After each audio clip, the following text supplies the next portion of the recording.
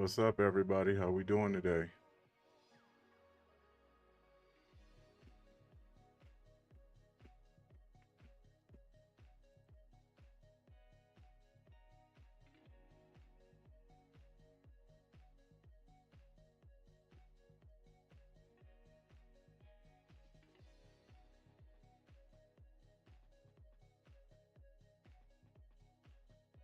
I'm gonna give it 2 minutes and then I'm gonna get it started, baby.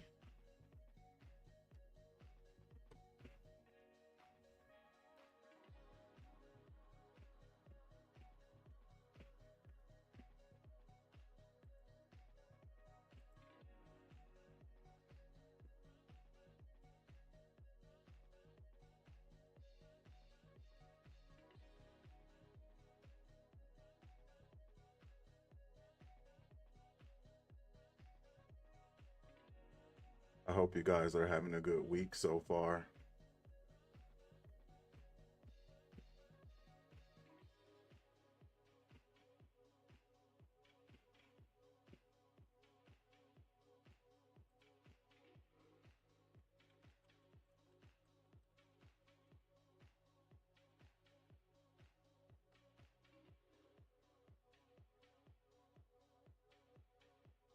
Let me get started in one more minute.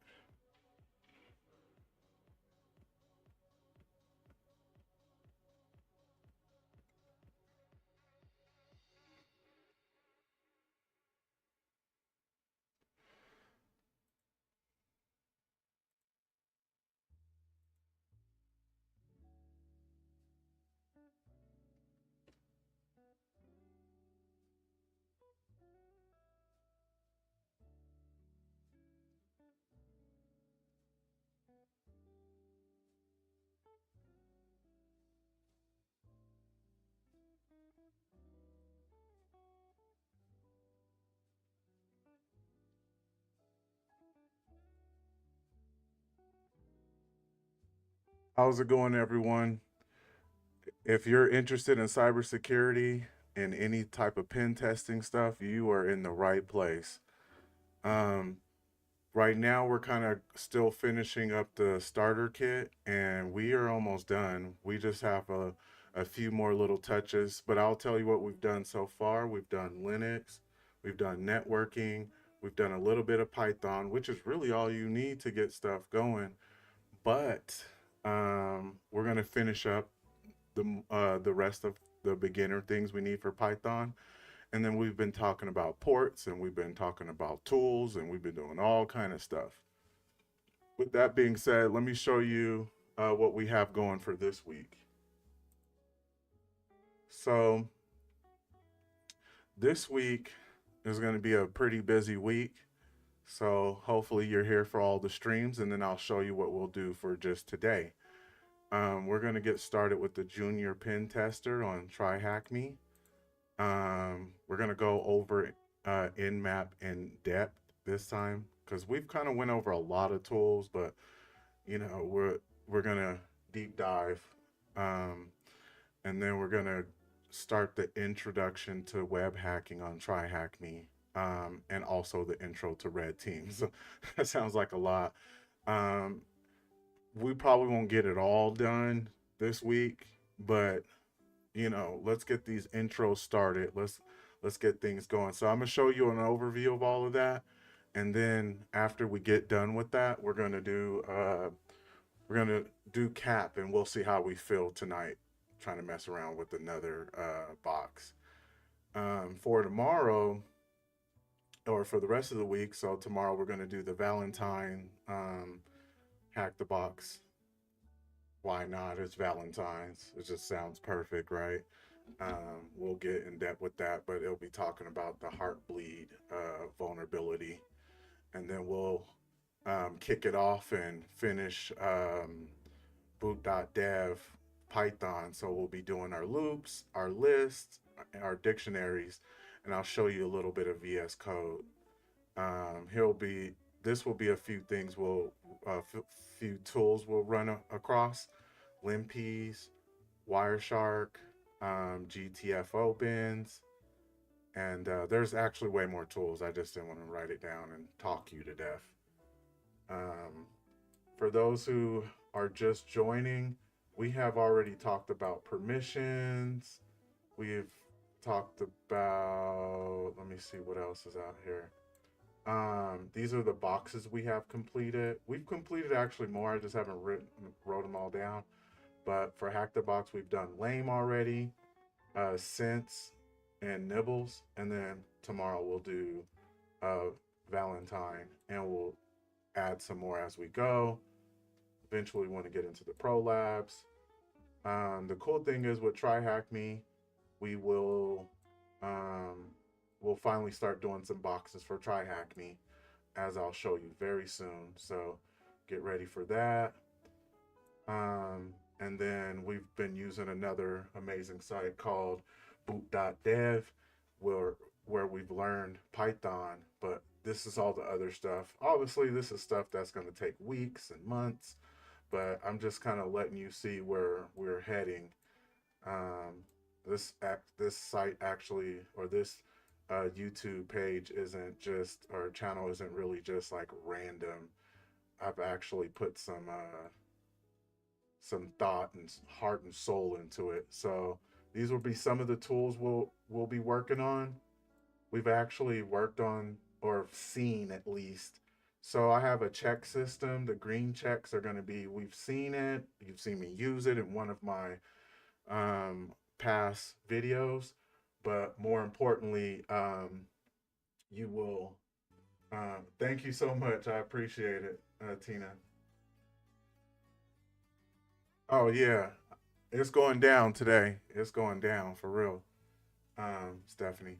But anyway, so if you see any green arrows, that just means that we've talked about it, we ran across it, we've done a little bit, but if you see a red one, that means we went into depth. So today we're gonna get our first red one for Nmap. So you've seen all of this when it comes to tools. Let me show you a little bit of other things just for people who haven't been on the page yet or first timers. We've already done Python. We've made a tool in Python. We haven't done none of that yet. We've covered most of the networking basics. We haven't deep dived on any of it. Linux, we've between Linux 1 and 2. I don't even know if you guys can watch 2 because 2 is kind of choppy. I'm new to this YouTube game, so I'm just doing the best I can, if you know what I mean. But if you can make it through the Linux 2, that'll give you a red mark. If you guys want me to redo it again or mention anything or go in depth, don't be shy. You can talk to me about barbecue chicken if you want right now. I don't care as long as it's positive and it's chat. But anyway, so we've done commands, permissions, tmux we've talked about, and then we're gonna head into Windows. That's on its way. Scripts on its way, and then let's see what else is protocols. We've done some of those, and then bug bounties. That's out there. So anyway, we've talked enough. We've done a lot of showing what we're going to get into. Let's actually get into some stuff. So for TryHackMe, let's see.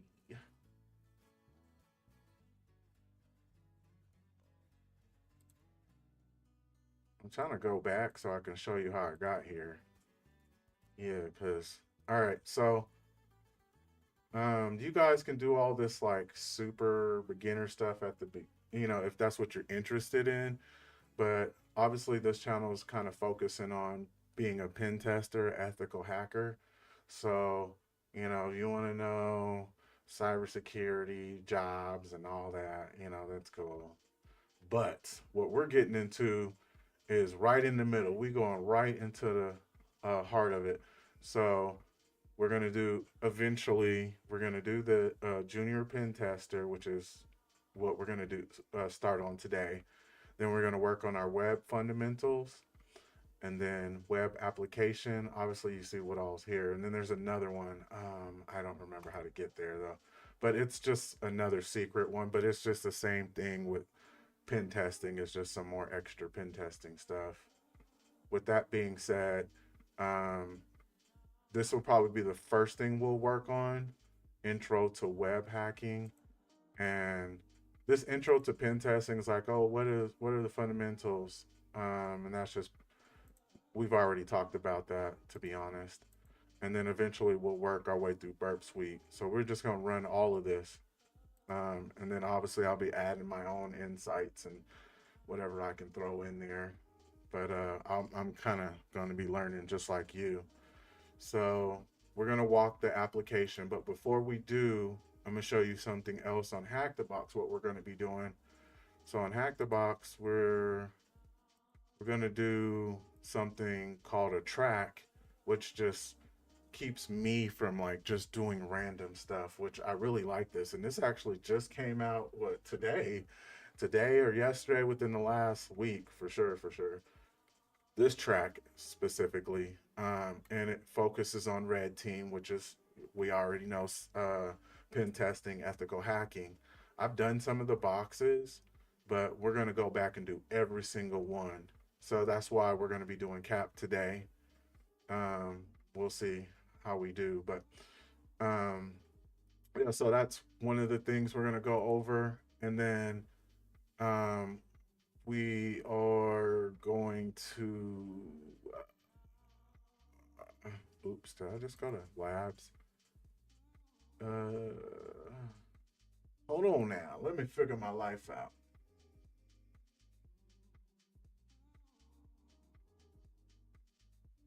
So I had an internship. It's pretty much ending, but the in that internship I did, it was a paid internship too, Water. It I did GRC. Oh my gosh, GRC. Um, that's just a lot of policy work, which is cool because now, like, I feel like if I go take the Security Plus, I can waltz through that because all the stuff that they talk about in the Security Plus, a lot of it applies towards GRC. So you're just making policies for companies, and having a bunch of meetings. And then in that same company, they had a security team. So I was messing around with Sentinel One a lot. Um, I liked it; it was cool. But then they knew that I had cybersecurity experience, so they knew that I was running towards trying to become a pen tester. So what I did then was, there was I'm gonna give him the credit and call him a senior pen tester. And then he went in front of all of the companies and he pen tested probably tons of IP addresses. Sometimes the scope would be 50, sometimes the scope would be 200, whatever. And then, or sometimes it's just subnets. But anyway, he would hack those and then find all the vulnerabilities, and then he would send it back to the company, and they would send it to their defense team and try to fix it. And then I would go back and be the retester. So let's say they had a month to fix it. So around that time, I would go back and just follow his notes and then just hack everything that he told me to hack and see if I either get the same results or if they patched it up. So I was a retester. That's what most junior pen testers do. They just sit behind someone senior with seniority, and then they just test behind them. And then, sometimes when he was actually testing, I was behind him, but there was still so many loops that I didn't understand. So this is why I created this channel. So yeah, I did. No, I don't have any CompTIA. And it's funny because I was on another popular person's page, and they were asking me. They're like, someone was like, "Oh, you're capping." I was like, I have people who know I worked for a company, and I have people that know I don't have my Security Plus, I don't have my pen test, I don't have any CompTIAs, I don't have any. The only cert I have is the Google cybersecurity cert, and then that, like, you would probably know. The rest is just like Udemy. I would just finish the course and then sign my you get a little certificate, and I would just post that on LinkedIn. So that's actually the trick. Um, and then I'm in college, so I used the internship route to get in. but they were still paying me a good amount, and but it's ending soon, so I'm not gonna really be like, yeah, I have this, cybersecurity role that I'm working at forever, but it is what it is. So anyway, let's get on to it. I wanted to show you. I did not want to show you this. I wanted to show you the route real quick. Oh, paths. Here we go. So then, skill paths. I believe it's in. So we've kind of covered a lot of this with those previous videos. We definitely covered all of this with the previous videos, but this isn't what I'm looking for. So this role right here, the pen testing role, this is what we're going to be doing because, and then eventually we're going to do bug bounties because, you see the cloud, the bug bounty cloud. I don't really care about SOC, but if enough people talk me into it, I'll do the SOC for you guys. But obviously this is pen testing. It's all about pen testing. So let's go back. See if I can find out where I was. All right. So um it's pretty cool because the pen testing process, I just told you that. So I don't have to really worry about telling you the pen testing process. That's pretty much how it is.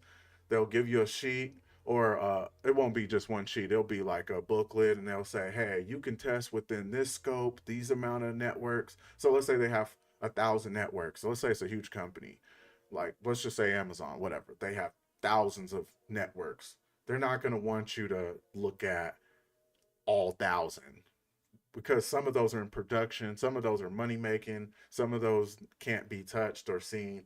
But then they may say, hey, well, you can touch these 10 or these 20 or whatever they choose. And then you have to sign off, understand all of that. And then they give you a certain allotted time and they'll tell you, hey, this might be, I might as well go to a main screen. This might be, uh, you know, we're going to have our defense team watching all of this, or our defense team is active, or our defense team isn't active, or our defense team doesn't exist, or whatever. And then um, they'll tell you certain credentials like you have the ability to start inside of the network with this password and this this computer, this remote device gets you in. And then sometimes they'll be like, you have absolutely no credentials, figure it out. And the cool thing about the internship was they did physical, um, they did, you know, obviously via computers as well, like, regular hacking and stuff. So, some of the places they had the opportunity to go into the building with a sheet that says, if I get caught, you're, I'm exempt or whatever. Um, but anyway, I would never participate in that. I'm too nervous for that type of stuff. But anyway, so yeah, you get some credentials or you don't get some credentials, and then you just work your way in. And sometimes the defense team is active, or sometimes the defense team doesn't exist at all. And then they'll say you got 14 days or 21 days or whatever. And then within that time, if you don't, you know, complete it, then you're in trouble type stuff. But if you do complete it, then you know you get the point. So that's how that pen testing process is. And then we're going to focus on Nmap today. So, oh, now that we got all of that out the way, um, you guys have probably seen me a few times when I get on and I like start hacking things. I like have a certain process, and most like extremely high end elite guys, they have certain processes per exploit, so they know this is this type of exploit, this is that type, this is a web exploit, this is a just a endpoint, or this is a FTP, whatever. And they have a certain way that they do things. Well, when you have an application up, aka most of the time like a website, then you need to know a certain, they're giving us a certain way how to do it. So in this room we'll learn how to manually review the website, and use automated security tools and scripts, will miss many potential vulnerabilities and useful information. Let me see.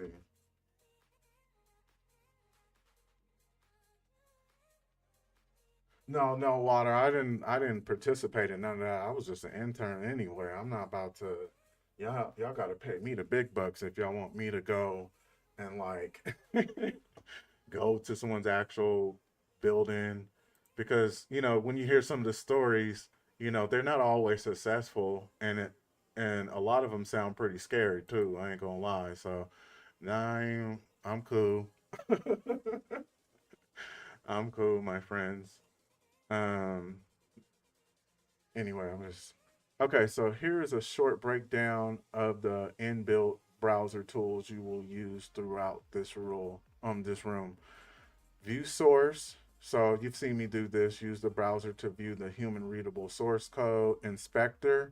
Learn how to inspect pages, elements, and make changes to view usually blocked content. I haven't used an inspector in a minute. And that's another thing too. I do have to say that real quick. They lived off of Burp Suite. Like they had the Pro Burp Suite, um, and eventually, like next week, I can't wait to get into Burp Suite, because as soon as we get into Burp Suite, I'm never gonna not use it, because I haven't used it in me personally. I haven't used it in a couple of weeks, and I feel like I'm getting rusty. So yeah, Burp Suite is where it's at. It does all of this stuff that we're talking about, but in a streamlined way, really quick. So it inspects the source, it debugs the page's JavaScript, and then you can see all the networking. Like they might as well just say that this is for Burp Suite. So I'm gonna close this down for now. No, let me just minimize this. It's opening up the box while we're doing all of this. Let's see. So you're following along. Okay, the box is open already. Okay, we confirm. So we started the machine, but is there anything else I need to do? Oh, it's right. It's down here. Let me see. Oh, start the attack machine. That's where it's at. I'm like, what? I gotta open up something. Something's gotta open up for me now. All right, so we'll just skip that for now, and then turn this back to. How do you turn this back to full machine? Um, well, whatever. So as a pen tester, your role when receiving a website or web application is discover features that could potentially be vulnerable and attempt to exploit them to access whether or not they are, so to see if they're vulnerable or not. These features are usually parts of the website that require some interactivity with the user. So yeah, we're just gonna be getting on stuff, clicking on stuff, and look. So like, I had when throughout some of the boxes I've cracked, um, I had a certain amount of things that I like to use, but I've never even used any of these. So this is good notes right here. I'm gonna definitely remember to come back and take good notes on this. Um, so finding interactive portions of the website can be as easy as spotting a login form to manually review the website's JavaScript. An excellent place to start is just with the browser exploring the website and noting down the individual pages. Yeah, so now every website I do, I'm gonna do this a little bit, because I was not doing this at all, slacking. So we see a lot of these ones right here. We don't have to go over every single one. Read above, we did.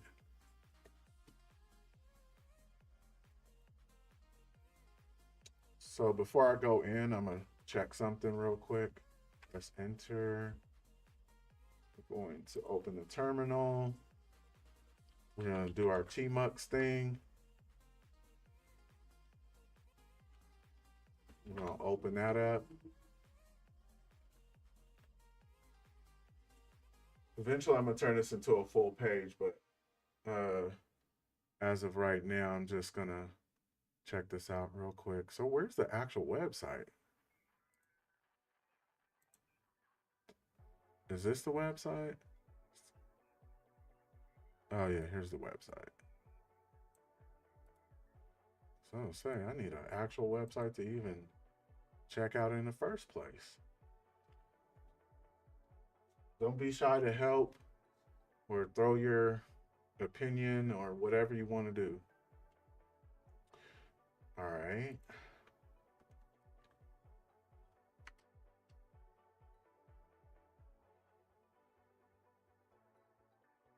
Yeah, we know you use cookies. We'll accept it. What? It did say something about waiting a few minutes or something like that. Let me.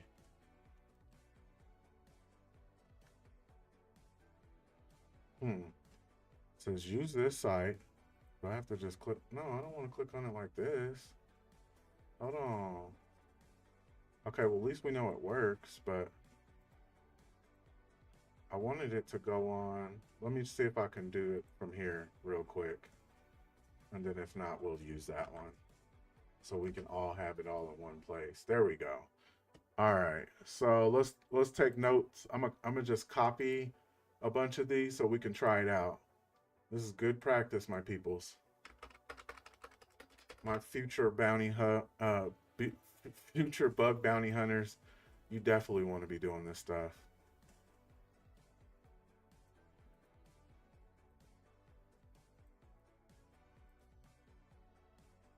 Eventually, we can make a tool that can just do all of this. All right, let's focus on this.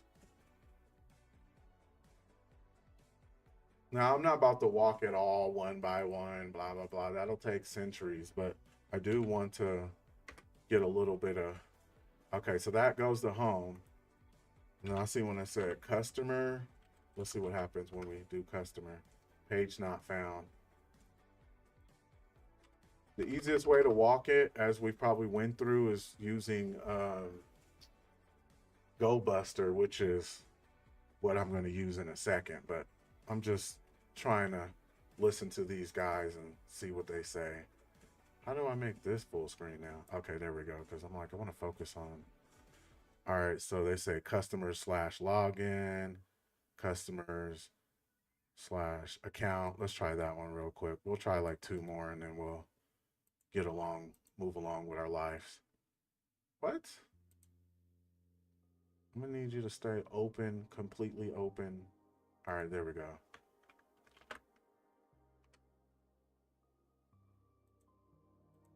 So obviously I don't think there's gonna be anything going on with the customer since, oh, talk too soon.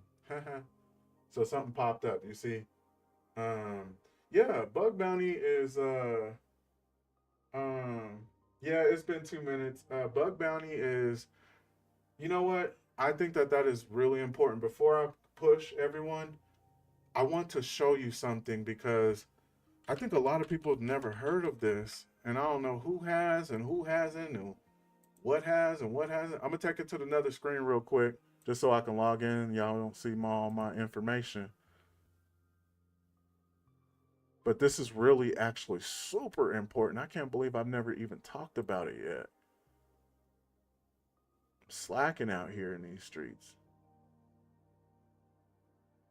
Okay. This, oh my gosh. Now before we get our super excited, because I get super excited, I just want to let you know, like, I'm building the path for us to do this.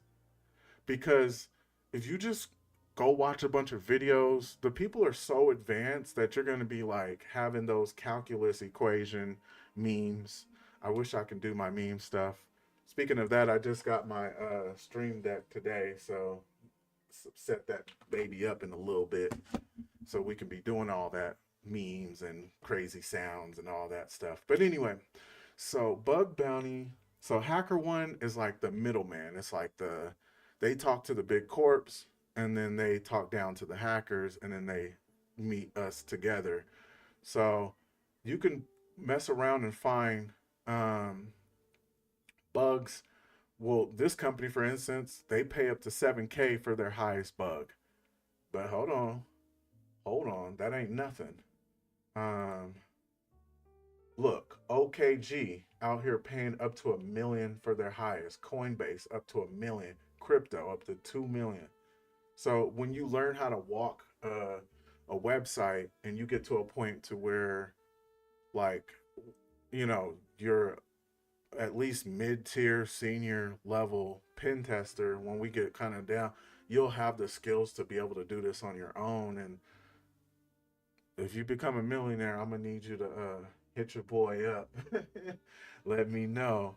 Don't be shy to throw a few dollars at me or something. But you get the point. There are tons of millionaires out there. You can type that in, bug bounty millionaires. But obviously, it ain't easy. It ain't like no like get rich scheme. You gotta put in some work.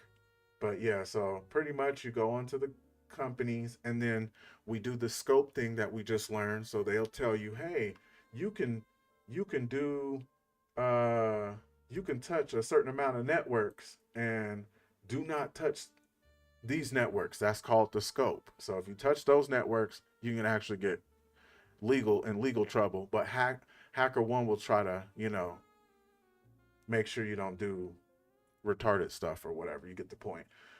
So with that being said, you need to learn the scope, and then when you find what you are, if you find what you were like a bug, you need to learn how to write a report. So we'll definitely go over the writing report stuff, later on. Let's get some skills first, but yeah, you need to learn how to write a report to them, and then Hacker One will kind of make sure that like they stick to their guns and they stick to what they say, and then you get your money. So um yeah, there's plenty of people out there, but let's get back on the task. Let's see. Hella slacking. You might be able to enter random info. Oh yeah, yeah. Customer sign up. Okay. um okay, yeah, let me check that out, man. So where were we at first? So this is customer login. So like they were mentioning, you want to learn how to look between the lines and read this HTML and see if we can find something. So it looks like there's a SHA-384, which is a some sort of code as far as, and something anonymous. So what is that? Is that the username? It's possible. It's possible. Um, let's see if there's anything else. No, I don't see nothing else. Reset password. So customer reset works. We know that. Customer sign up. So don't have an account yet. See, you see how we're already kind of looking at what's that customer sign up, but we're still gonna go and check it out anyway. Um, let's see. So yeah, I see a password though. Now, I've never heard of a SHA-384, but that's what Google exists for. Let's go ask Google what that is. This is one of the things they're gonna be telling you anyway. Make sure So it's a SHA stands for Secure Hash Algorithm. What is a enhancing? See, I've heard of a 256, because if it's a 256, but a 384 must be the next level. Okay, how about this? Let's throw in that real quick before we even move over to the next page, and let's see if we can crack it with Chat GPT. There's plenty of websites too. I'm using another page. I just don't want to overload like 7,000 pages. I'm just asking Chat GPT what is the password for, and then I'm putting in that SHA code, and we'll see if It looks like you've provided an encoded hash string rather than an actual password. Okay, so can you break that? If you're trying to decode it or crack it, I won't assist with that. Be quiet, bruh. You trying to tell me? You trying to tell me? I am a ethical hacker using this for TryHackMe.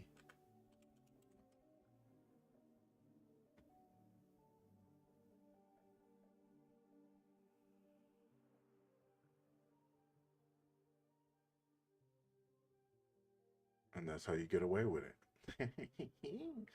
um, it says echo this in bash. So I'm about to take this to the terminal and I'm gonna see if we can come up with something. But problem number 2, where is the terminal? Where is my original terminal? Man, that lets you know I need to use this a lot more. There's got to be a, okay, I was saying, where's my original terminal? Okay, here we go. So it says put this in. What? What did I what does this mean?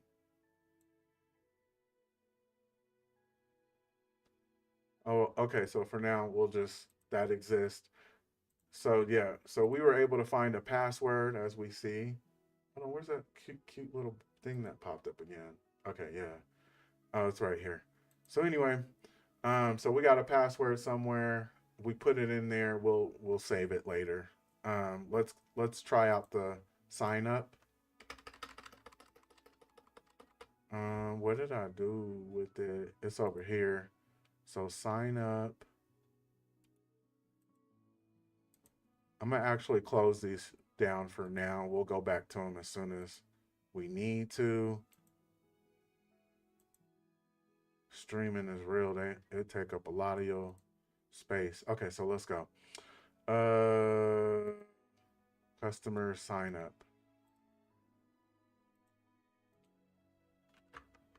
And then page not found. Hold on, I don't want it to look like that anyway. Yeah, I want to do it like this. We'll definitely go back to login because obviously there's something going on with login. Sign up. Okay, page not found. All right, so just because, let's go buster it. So we'll go buster it and we'll keep walking the application. I think that is a perfect plan.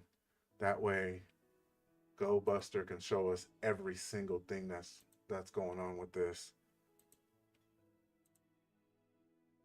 And for those who don't know what Go Buster is, because we kind of just only been walking vaguely past it or through it, it's just going to check all of those. Those are called directories, which are just, you could think of them as like files or whatever, or folders, but for the internet. So, you know, slash customers a folder, slash customer slash login as a folder. You get the point. So what we're gonna do is try to see if we can find all of them all at once. That way we don't have to manually do it. And we actually don't even need to do this, but that's how we need to have that mentality to be curious and to be nosy and, you know, so go buster dir, and then if I can remember it's -u, and then you got to put that in, but HTTP.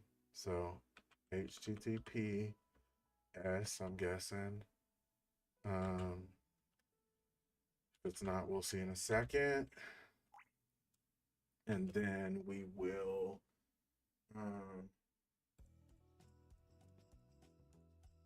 okay. Okay, I'll go back and do that in a second. Let's see. Let me just get Go Busters format. That way it won't be.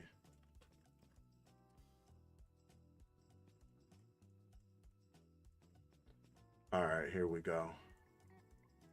So this stands for directory. And then this stands for URL. It's just a shortcut for URL. So then we put in the URL and then -w whenever it wants to go over here. Stands for word list. It's just a shortcut. So now we're going through a path on our through our Linux system. Oh, and you asked me a question earlier.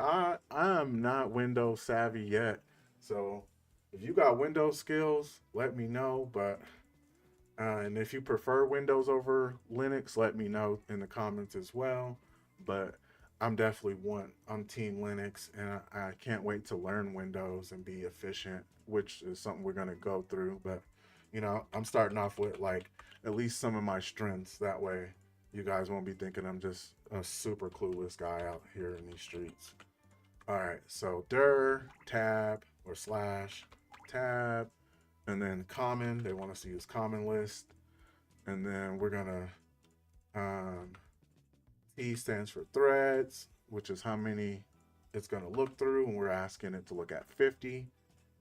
And then I guess ChatGPT has determined that it's PHP. I haven't even. Oh, it's saying X and then PHP, comma HTML, because these are most of the main ones you'll see anyway. TXT. Did that PHP and then comma? I don't know where I was typing to. I was typing into the abyss or something. Right, TXT and then enter. Spelled something wrong.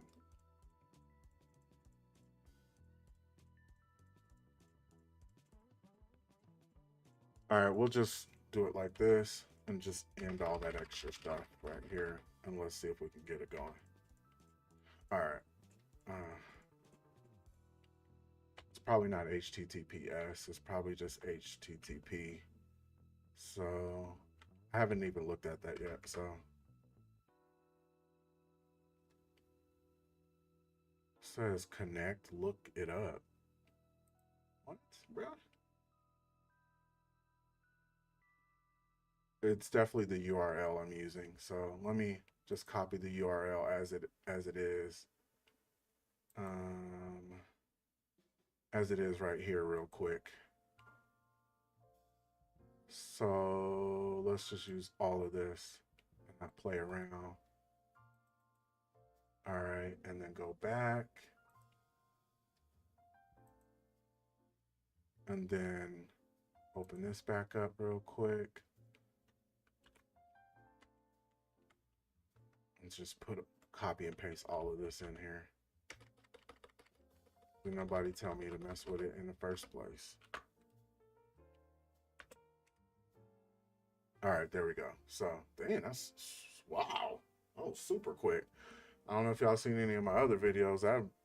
I was taking forever. Okay, so we know based off of my other videos as well, because we've been looking at a lot of HTTP statuses. 200 means we're good. 300 means it's been directed somewhere else. And we found out that customers wasn't here, but we found customer slash, what was it? Login. So it was directed maybe there. It looks like they have a private one. But obviously logs is like a bunch of their development logs. That sounds interesting. Obviously contacts. We want to know who's all, and that's a big size too. There's some stuff going on. So you see what we just did. We walked the website by figuring out every single directory. Well, maybe not every, because this isn't. That was just 50 threads. That wasn't the whole. That can take forever, and we don't have that type of time. So, and then this is probably one of the most appetizing ones. Like you in all the videos I've always did a robots.txt. So let's start off there, and then we'll check a few more, and then we'll keep pushing with the enumeration. So let's see real quick. All right. Yeah, I definitely want to know. Then we still have logged in sitting out there, which I don't even think that showed us that, but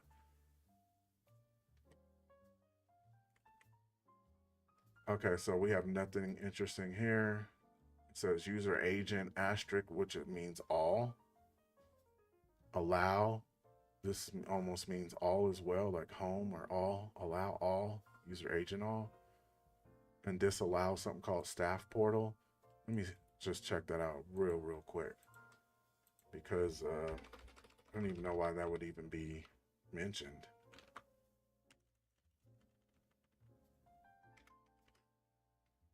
Okay. So that's out the way. What was the other ones? Oh man, me and my note taking. I forgot to take notes.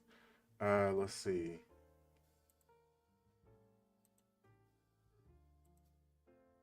All right, I'm gonna just copy all of this and put it in. Oh, assets. I didn't even see that one. That's been redirected somewhere as well, so that's important. Where's my notes? All right, as long as it stays. Now I need to learn how to change this. This is not it right here. This clipboard, like, is blinding me by how bright it is. Anyway, so yeah, this is not it. Okay, so we'll just keep this to the side, or we'll just. The next important one we're going to check is development logs. Let's see if we can get lucky and get some information.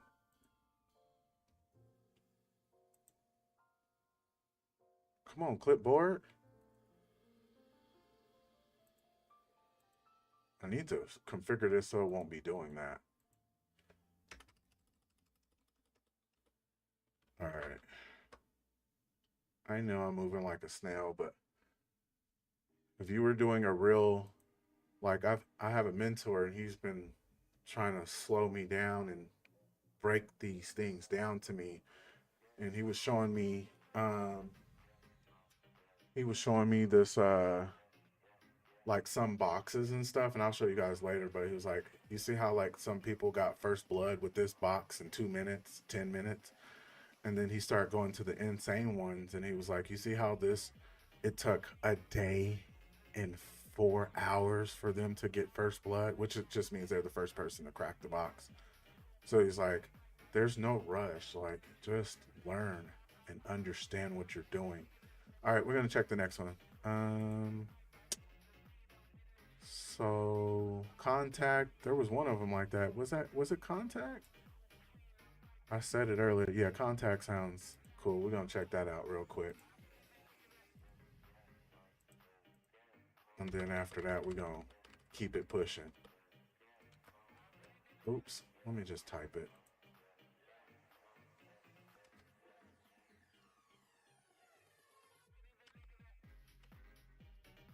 Okay, contact.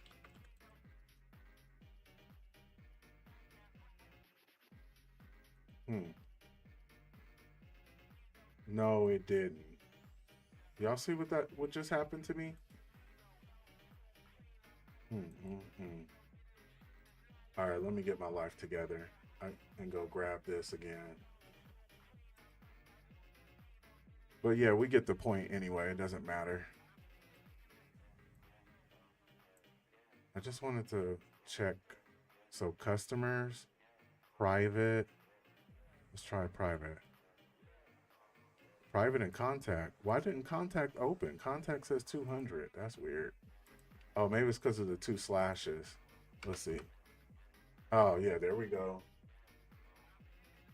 Yeah, yep, Matt. Hey, what's up, man? How you doing? Yeah, yeah, them double slashes messed me up. Yep.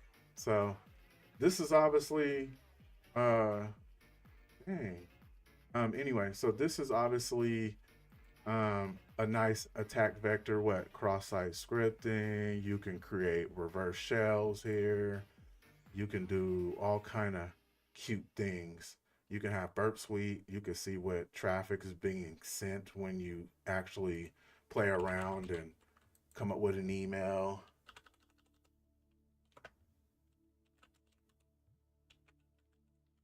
um,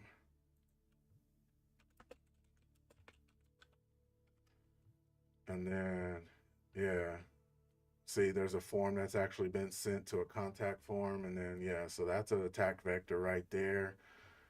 So anyway, let's see what else they want us to do. All right, yeah. We good on this part.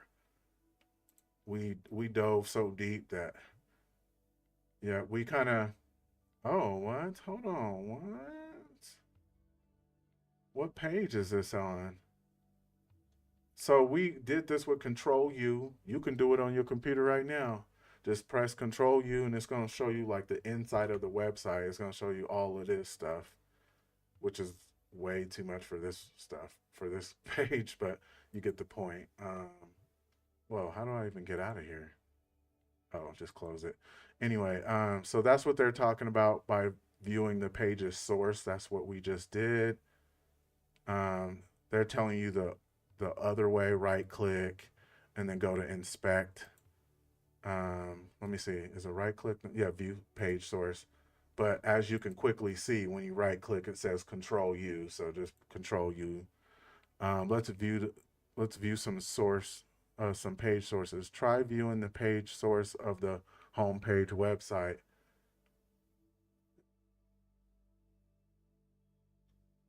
At the top, you'll notice of the home page,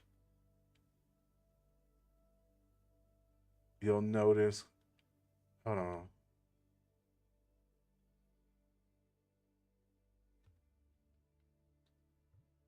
What do they want us to do?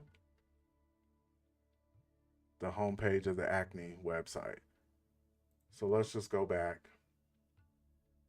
Looks like there's some codes popping up, but I don't see no codes. This is for contact anyway. This isn't the main page, but let's see if we can find something in here real quick. So yeah, they were saying, they were just mentioning this is how to make a comment in HTML, and like you know, it's the three double quotes for Python, if you remember the Python course. So every source code, or every time you code something, there's a specific way to make like a comment. Um, but let's see, do we see anything? I don't see anything. All right, let's go to the actual real page because we ain't even supposed to be here. So how do we get to the home page? Right here. All right, now let's view this source code. This is what they want us to do. Um, oh yes, yep, yeah. I have that code. Oh, I had that code.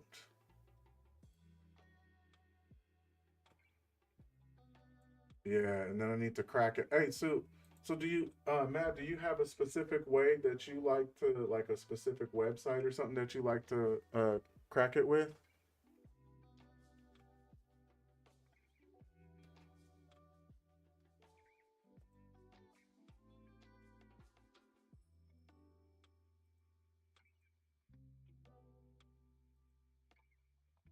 Yeah, because I remember this, but where is all these other things that they're showing? I don't see anything important in here.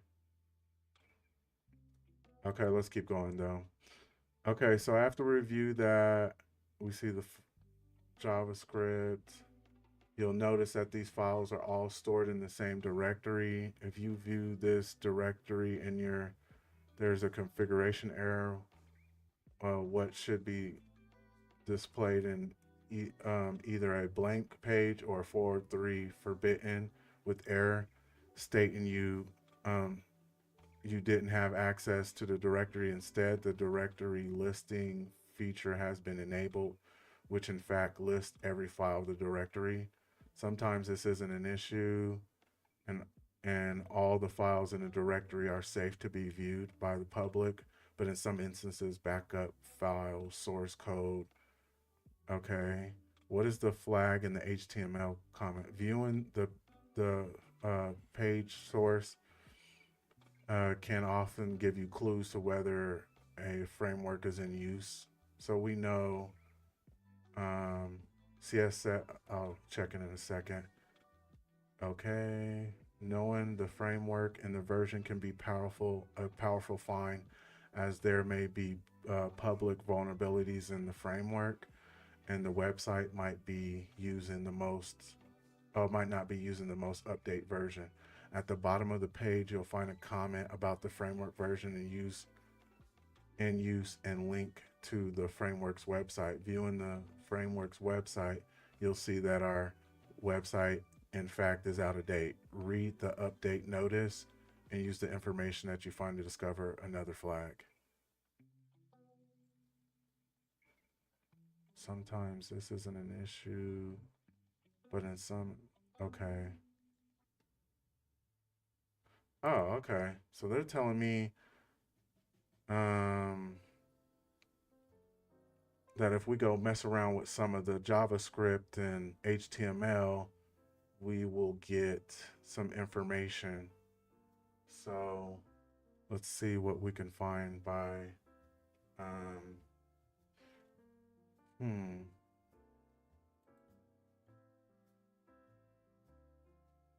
by clicking on some of this real quick. All right, that's a dud. So we just close that one down.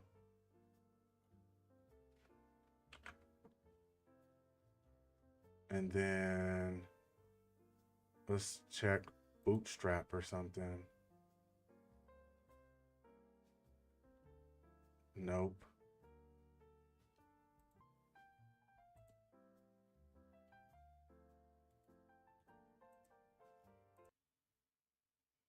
All right, so we got one of them. I'm just looking because it's showing my frame. So just let me know if I get too choppy. All right, so we have one. Let's see where that goes. And it's crazy because I thought we looked at this before, but I did not see something that said secret page. So let's see where that goes real quick. Oh, it's not over here. It's over here. Okay. Okay, so that's where we found for the secret link. What is the flag from the HTML comment? There's an HTML comment that has a flag. Oh, that must be what we need to crack.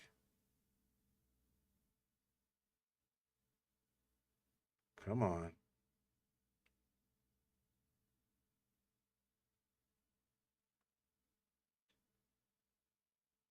Come on now. Okay, so let's use this finally. Let me get it going. So we are right here. We're going to use this as anonymous as we go to log in. So here we go. Oops. Let's see, customer login right here. And then we're going to put that in. And then password, we like someone just said, we need to go and check um, we need to open up the terminal. And then no, oh, that's probably why it's slowing down. Metasploit's just sitting there running. Okay, so then we're gonna go over here on this side, and then so they said that this has so I was able to break this down from ChatGPT. I'm gonna see if I can go back to ChatGPT and break this down even further to get an actual password. This might be the password, but let me see real quick.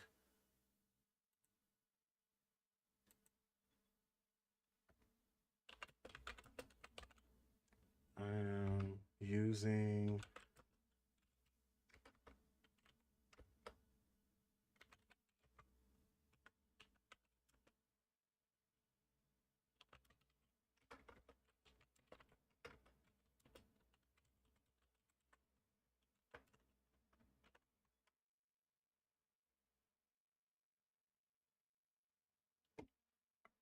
let me check it real quick. Where is it? All right, hold on. Let me close, minimize this again, and just try it real quick. Okay.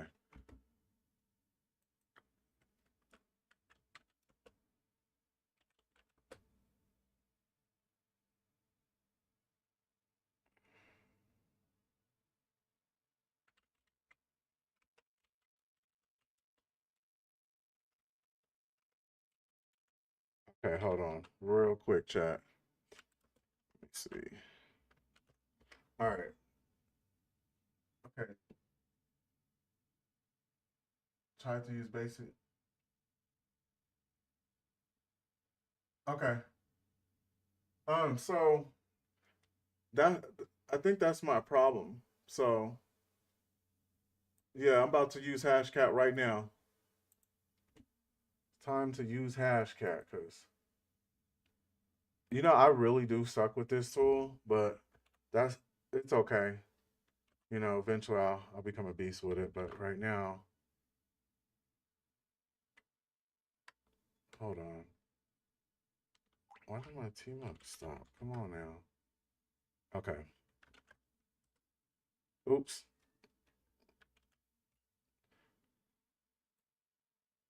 So I need to put in.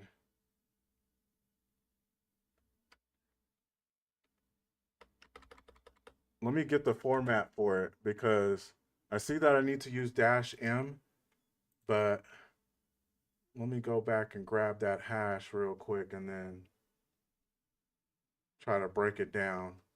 That way we won't be sitting here forever on this one issue. All right, let me go back. I'm gonna try to put it in the, let me just grab it all from here and then put it, save it. Oh, it's already right here. Let me do it again. All right. I know that was retarded, but it happens. And then from here, clipboard, and we'll go here, close this down, and then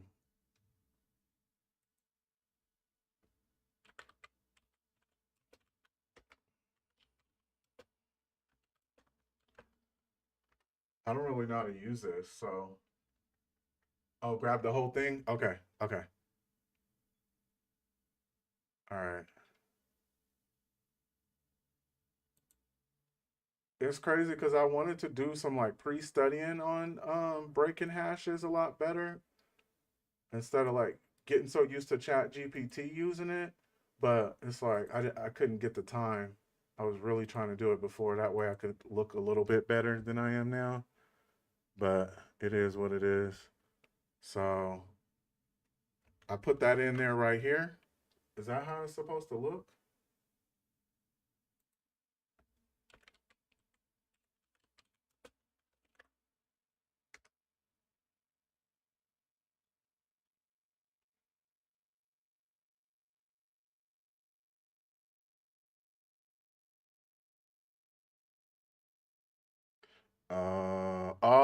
Okay, okay, I got it. I got it.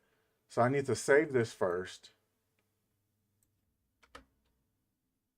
I remember doing this now. Save it first, and then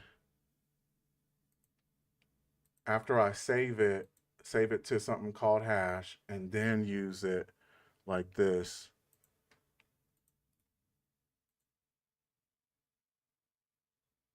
Maybe I shouldn't use force, but okay, move out the way.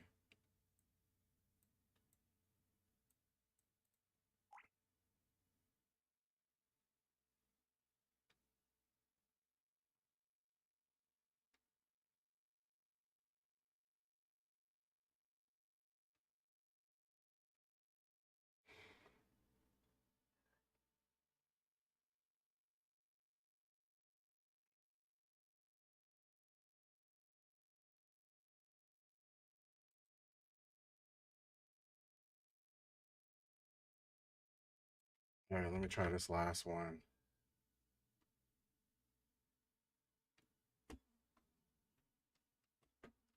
-M Shaw 384. Oh, okay. Man, I feel retarded.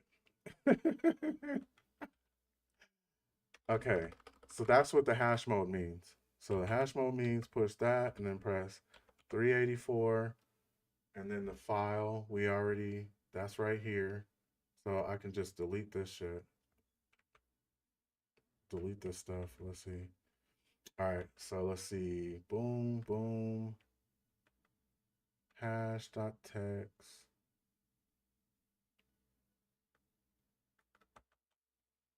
And then delete all of this.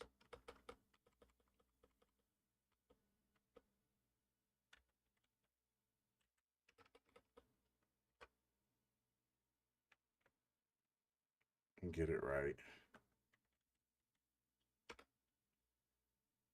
Come on now.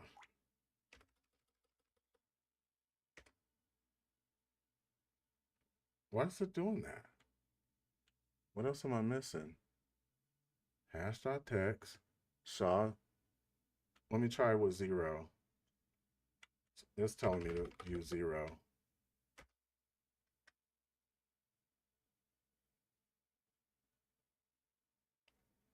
So did it find something or what? Oh, it did. The hash text is wrong. The hash text is wrong too. Oh man.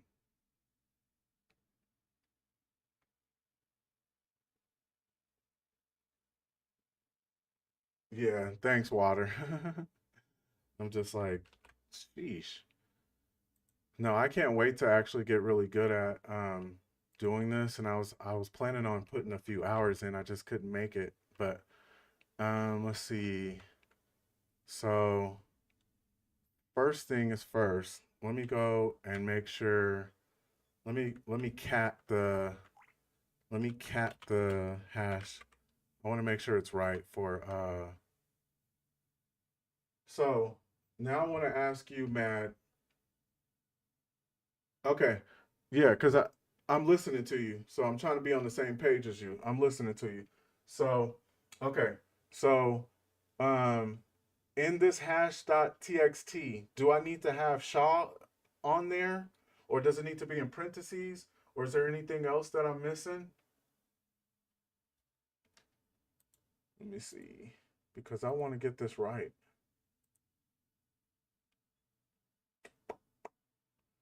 All right, let me go back and check the.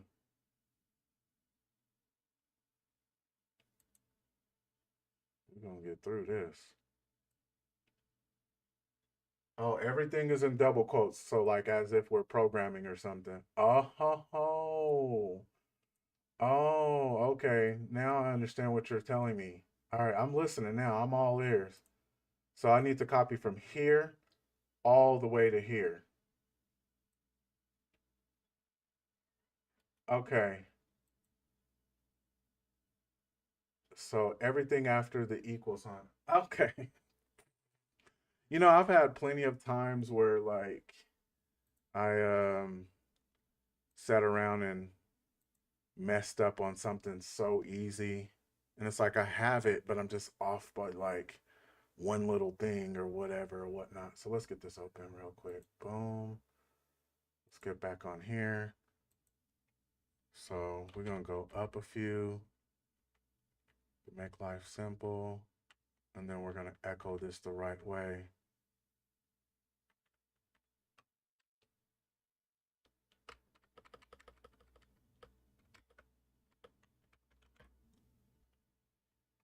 Uh, okay, now let's go back and try it like this. Let's go try the one that was actually trying to work earlier.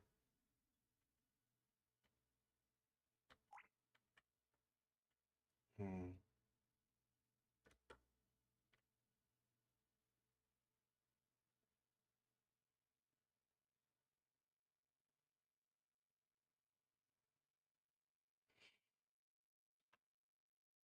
Hmm.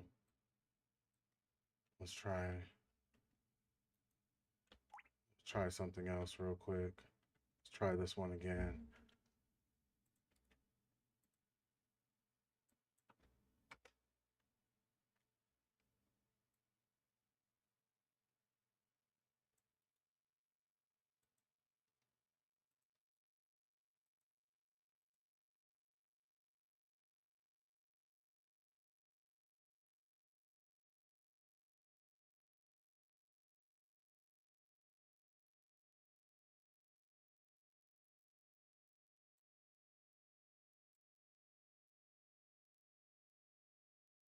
All right, let's try this one.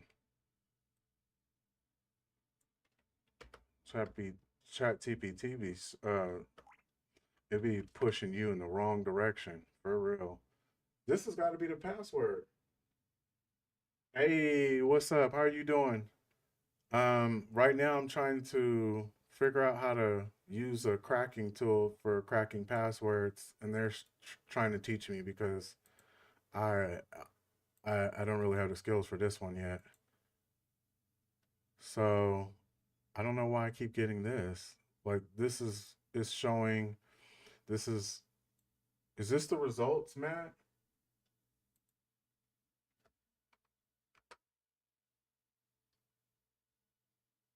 Okay, hold on. Let me go back. Let me take off force.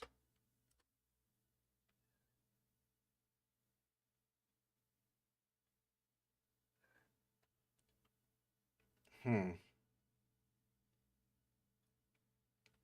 Now I just so want to just skip this.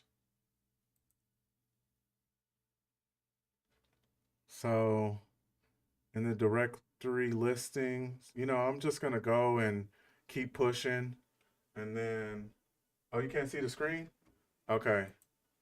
Uh, this is in the way. Let me see how you get this out the way. All right. So yeah, this is how it is right now, but has marked likely failed kernel compilation or to produce false negatives. You can use force to override this, but do not report related errors. So yeah, there's definitely gonna have to be a website, a whole episode on just me, or at least half of it, me just cracking passwords until I get to the point to where this is like so easy. So it looks like Hashcat was trying to do something. Um, but let's go back and try one more. Uh, I'll give this 2 more minutes of our lives, and then after that, I'm done. Um, the bottom part is clipped. Enter into where the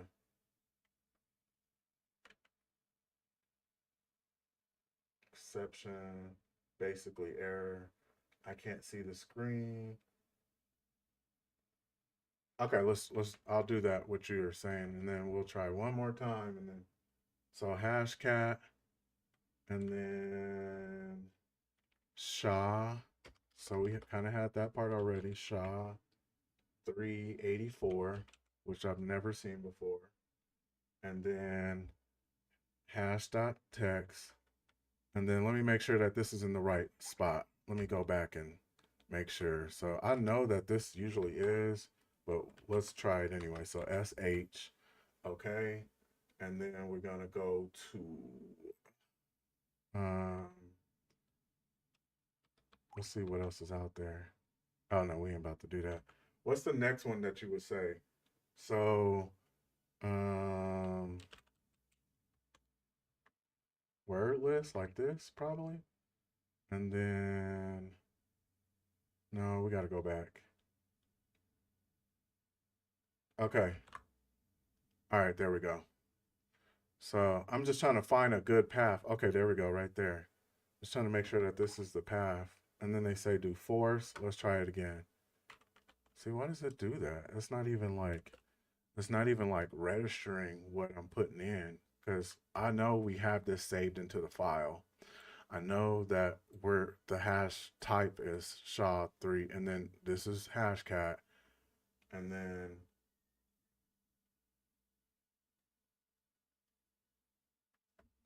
let's just press. Yeah, let's double tab and see what we have in here.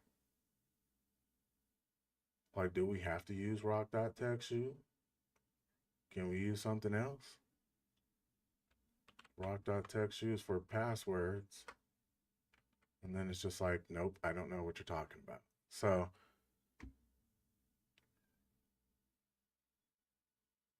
and then we'll do dash dash force. That's because ChatGPT said to do it. Yep, and I'm moving on. Let's crack station. So let me grab that password one more time. And then I'm gonna show you what I'm doing real quick. Let's see if Crack Station can help us because I don't want to be on that for the rest of our lives. Um, so Crack Station looks like this, and I'm just gonna try to grab all that information and throw it in there and see what we can get. So if we can't get it from there, then forget that flag. The show must go on.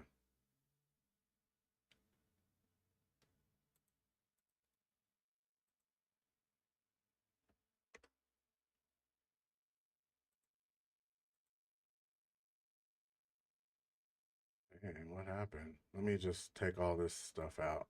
Just give it this. See what happens.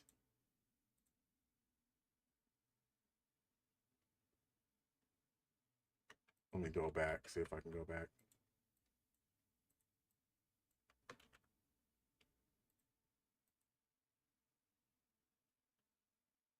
So crack hasher doesn't understand it.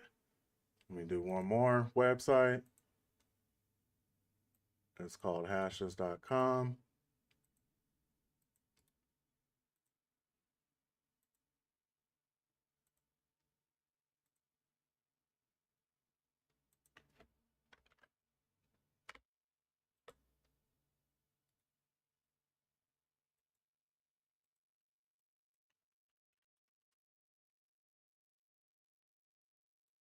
For real.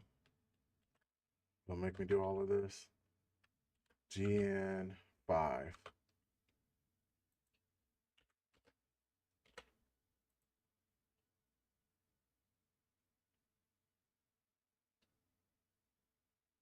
There is the hash identifier right there.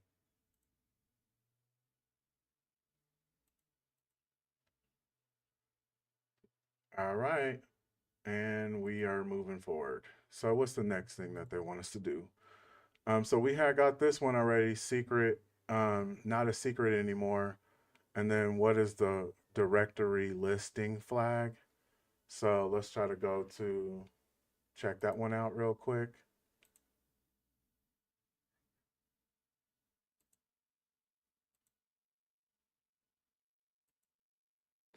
Yeah, we'll have to check that one out later because I'm like, I don't want all of our heads to explode at the same time trying to crack one little password. So we did remember that there was one for directory/log, I think it was, or directory.log. Let's try it out. What was it? I had saved all of it and I don't even think it's saved anymore. But how did I find it? Oh, I dirtbusted it.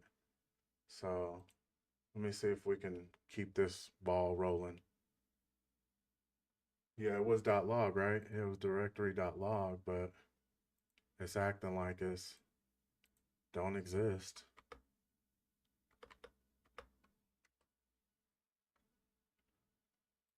Yeah, I need to go back and find that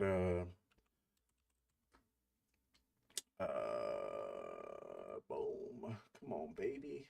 All right, let's see. I need to go back and find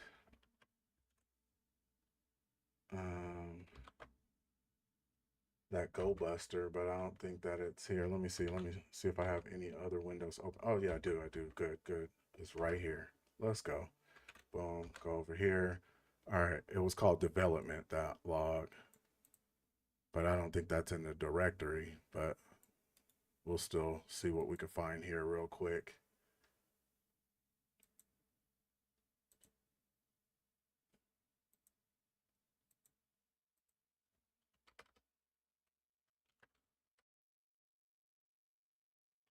Two slashes.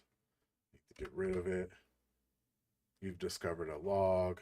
I don't see anything. That's messed up. They're just gonna show us that. Let's see.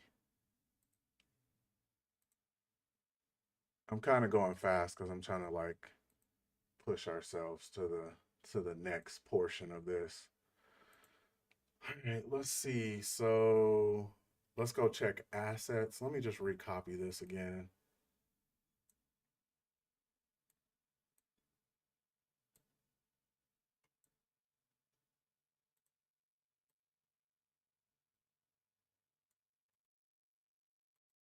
Okay. And then I'm gonna try to resave it in here. Oh, it's saved automatically. So I don't know how this works. I need to figure it out. All right. And then let's see the next one we're going to check real quick. Can we at least get 2 flags? Come on.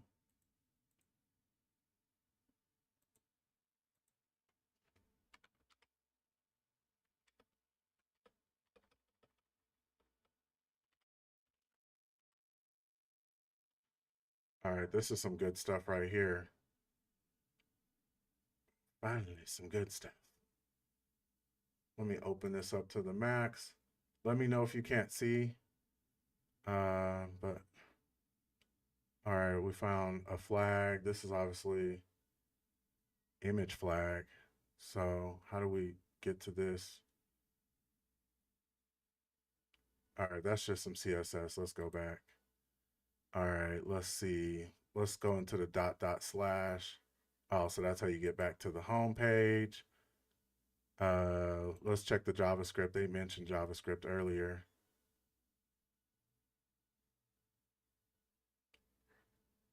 Obviously, this must be a picture or something. So it's just a bunch of gibberish to us. But let's see if there's something at the bottom. Nope. See, whenever I usually am watching like people who are like elite, they know the pages. Oh, flag TXT right there. Thanks, water. Well, there we go. A full flag TXT just sitting in my face. So that gets us to at least 2 of them. Where that one's invalid directory. So we got not a secret anymore, invalid directory permissions. What is the framework flag?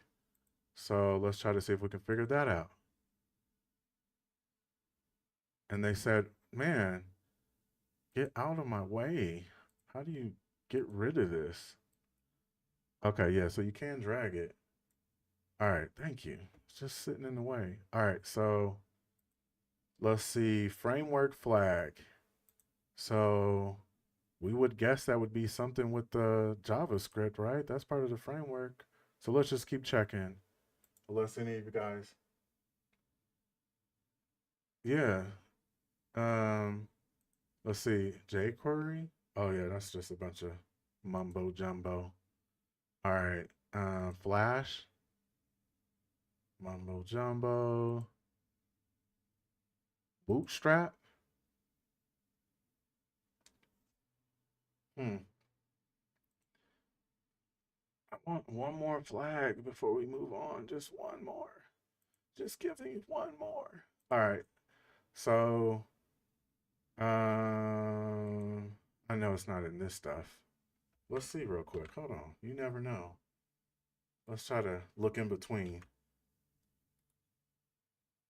Inspect.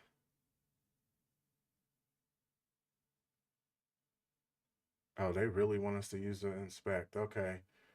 We were supposed to use that a long time ago.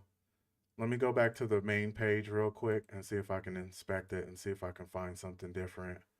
Inspect. So I don't know if you guys ever seen this before, but oh, so this tells us the framework right here.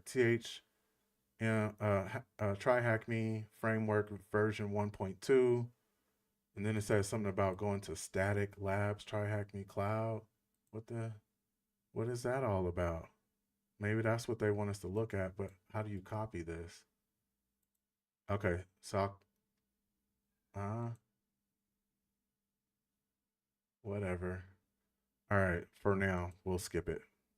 But okay, so this is another way to see how we got the SHA 3384, which I don't even want to look at that right now. Um, but let's see what else we got. Let's see if we can find something else. But they did ask us about the framework. So when we use the framework, don't we gotta? Okay, hold on, wait. Can I see the J? Okay, yeah. I'm gonna go back for you. How do we even? Oh, and they're talking about the debugger right here and the network. Yeah, see, this is stuff I'm kind of used to seeing too. So I think what I need to do is go back and read that. But we're gonna go back to, you said this one. Um, Open it for sure could be the key. Okay, so what right here? Y'all talking about this one, the site.js?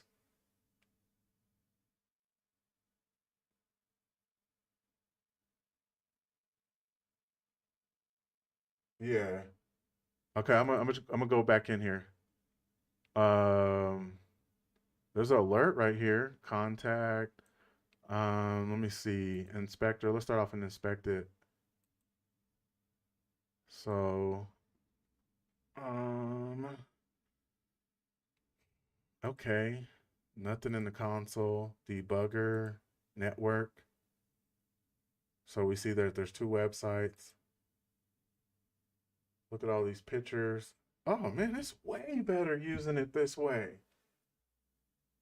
That TH framework document. Oh, from earlier. Yeah. I got to go back to the main page for that. But what? Hold on. Hold on. I just found something like this is way quicker. Look, all I'm doing is this is checking that CSS right here instantly. Just and then let's see what happens when I do that. Debugger, inspector. Oh yeah, I think I'm about to continue using it like this. It's way better than just going to individual things and then pressing um, Control U. That's the slow way. See, look. So yeah, it's probably you think it's right here in this framework thing, but okay. So then let me open up a new page. I wish I could copy this stuff. There's got to be another way. Um, but anyway, so the console, debugger, what's this? And assets. Oh yeah. Oh yeah. I love this. I think I fell in love. See how quick this is?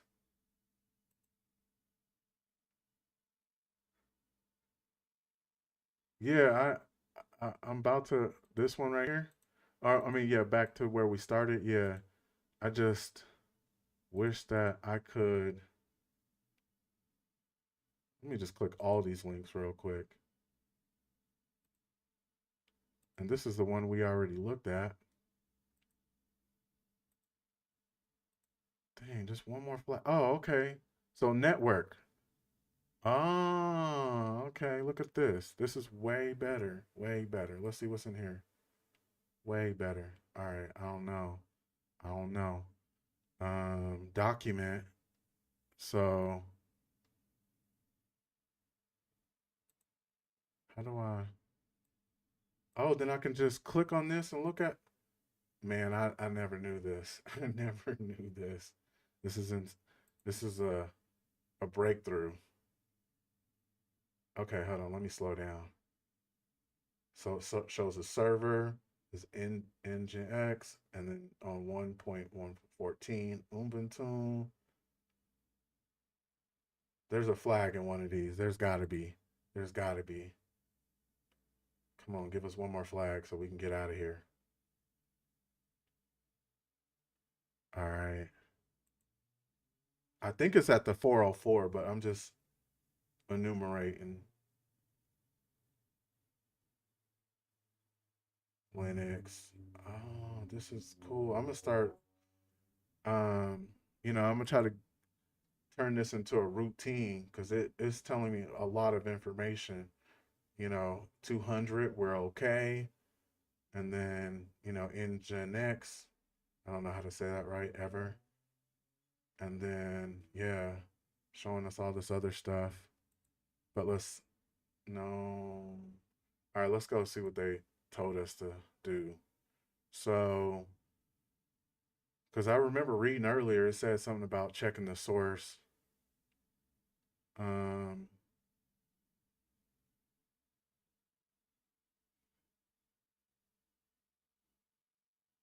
yeah, I want to become an expert at Burp Suite. Like I want um so my game plan was next week I was gonna introduce it, what I know, and then we're gonna keep studying and grow with it, and then use it every single time after that. Um, but because it using what we're using the page source feels like we're using a generic burp suite. But so what is the flag from the HTML comment? I Why haven't I found that yet? We've been in and out of HTML, and I still haven't found anything that says anything about a code. Has anyone seen it? Am I blind? What's going on? Because I'm gonna try to go back to that secret dot. Let's go back to that secret web page or whatever it was called, and then see if I can find it in there. So okay, so opening this up. So we found this already. Okay, where's that secret? Okay, let's check in this. Nope, it's not there. I'm gonna go back and check it the normal way because it felt like it was easier to find, and then we can just go back and find it from there. So it was inside of under the image assets. Let's see what happens when we open this. Okay, that's just them. Um, but let's see, it's under the image and P class welcome message. This is where the secret page is. I want to get in here. Okay, so we already found that, but I want to. I don't see any secret messages though. Let me go to another page real quick. This probably has like 5 more minutes left of our time, and then we're gonna have to move on. Robot.text. Oh, we have found something in customer account. So let's see if we can. Was this the same? No, this is still the login. I want to find the one where we were able to um, send a message. So what was that? It's like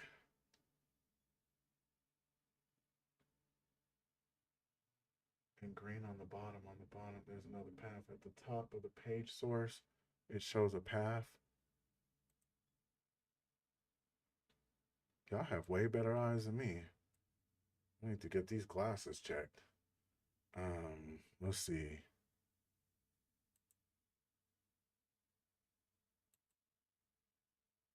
Cause y'all saying y'all see some stuff. Oh, look, let me just click on this though. Inspector.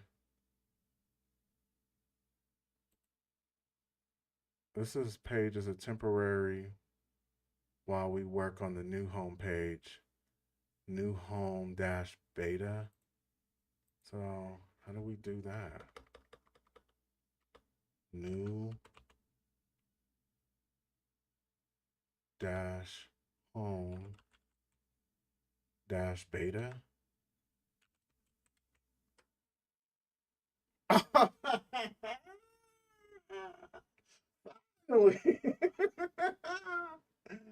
All right. All right. Cool. Cool. All right. So we found three. Yeah. Y'all see it? Yeah, we got it. It's right here. We had to go to a new directory that they had hidden in here that said, what did it say? It was in a message and it said it was at new dash home dash beta. And then from there, we were able to find that one. So that's cool because um, what is the framework flag? Keep your software updated. We'll save that for you guys. So, you know, do your deductive reasoning and your research and all that cool stuff, and write in the comments and let us know if you found it. But as of right now, we gotta keep pushing. So, um, developers. Let me go to the bottom real quick. Okay, so what is the flag behind the paywall? Okay. Every modem browser includes developer tools. This is a toolkit used to aid web developers in debugging web applications and gives you a peek under the hood of the website, which we've been doing the whole time, to see what is going on. As a pen tester, we can leverage these tools to provide us with much more understanding of the web application. We're specifically focusing on three features of the develop toolkit: inspector, tool, and network. Okay, we've been using that. Okay, cool, cool, cool. We start using it on an accident because we're trying to get stuff done. The page source doesn't always represent, yeah, we just recognize that using Control U. Oh, but let me finish that. The page source doesn't always represent what's shown on the web page. This is because CSS, JavaScript, user interaction can change the content and style of the page, which means we need a way to view what's been displayed in the browser window at the exact time. The element inspector assists you with providing us with a live representation of what is currently on the website. So pretty much the inspector is live. Okay, that's cool. Um, as well as viewing the live view, we can also edit and interact. Oh, I didn't know that, with the page elements, which is helpful for web developers for debug issues. On that, on the Acme IT support website, click into the news section where you'll see 3 news articles. Let's do it.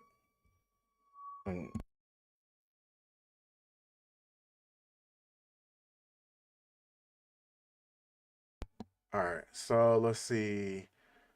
Click into the news section where you will see 3 news articles. News, 3 news articles. Okay.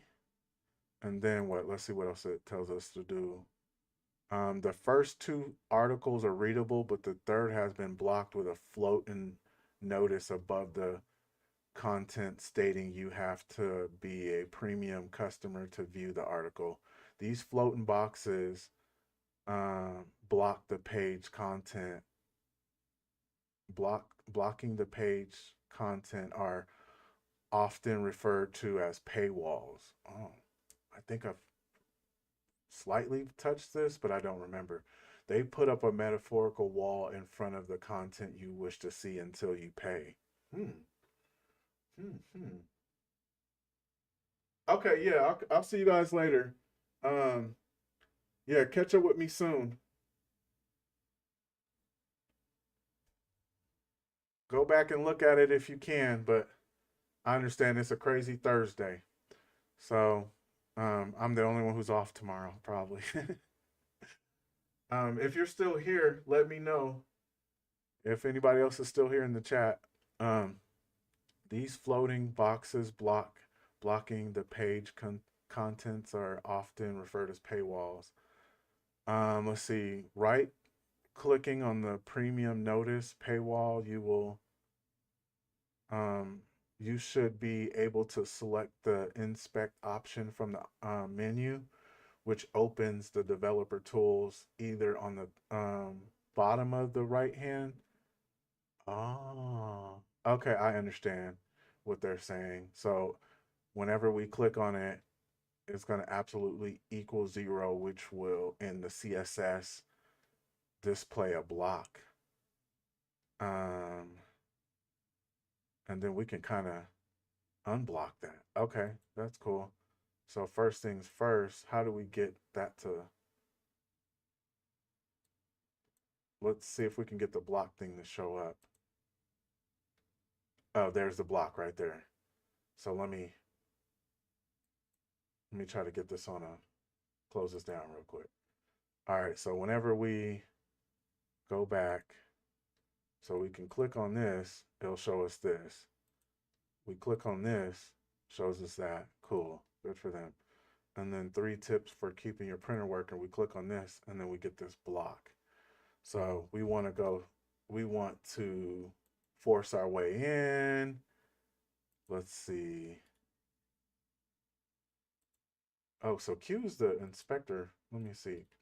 All right, let me get used to that. Q. Q. Shift Q. Whatever. All right, so then we're gonna inspect the CSS. CSS is like the makeup of the website, how it ends up, you know, how you add all this cool stuff or whatever.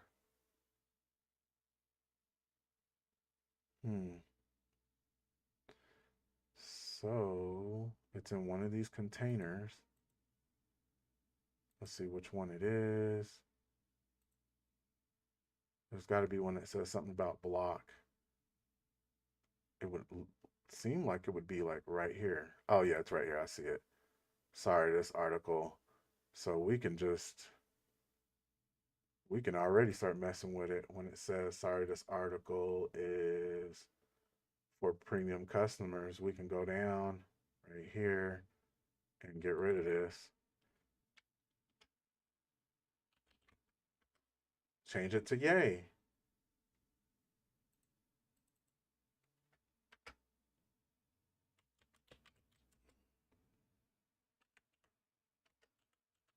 We are unblocking this. All right. All right. So now we just need to find the blocker. Okay. Looks like the blocker's right here. And then it looks like it shows us the actual elements right here. And so now all I need to do is know how to change this. So we'll just change the display to, I don't know. It doesn't matter, actually. I don't think so. Let's see what happens when we change it to a grid.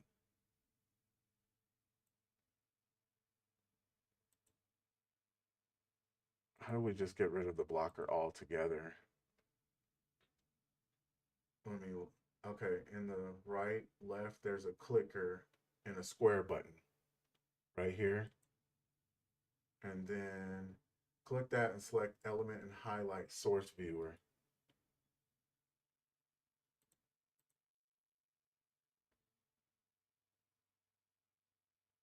All right, I'm halfway with you, so I see it.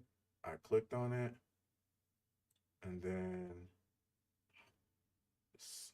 I can put source viewer.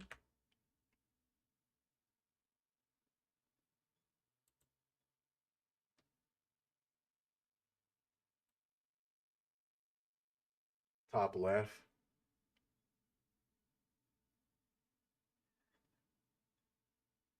Try clicking the element in the source viewer. Oh, okay. So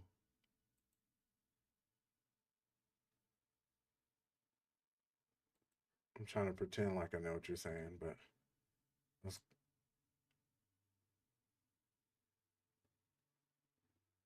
Oh, okay, okay, I know. Okay. So right here, that's what you're saying. Go here, and then where was that CSS? No. Hey, what's up? How are you doing, Tech? Okay. I'm just trying to figure my life out, so just bear with me.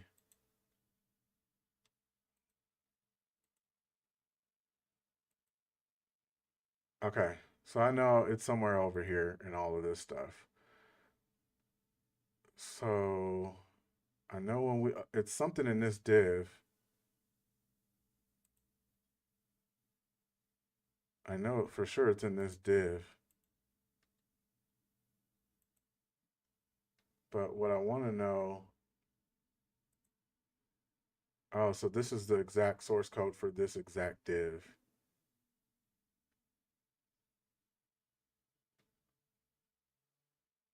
Oh, here's the blocker right here. Here's the exact blocker. So let me try to change the border just for the hell of it, just to see. All right. Okay, so yep, I got rid of the border. So we see this color. We can just get rid of this full line and see if the color disappear.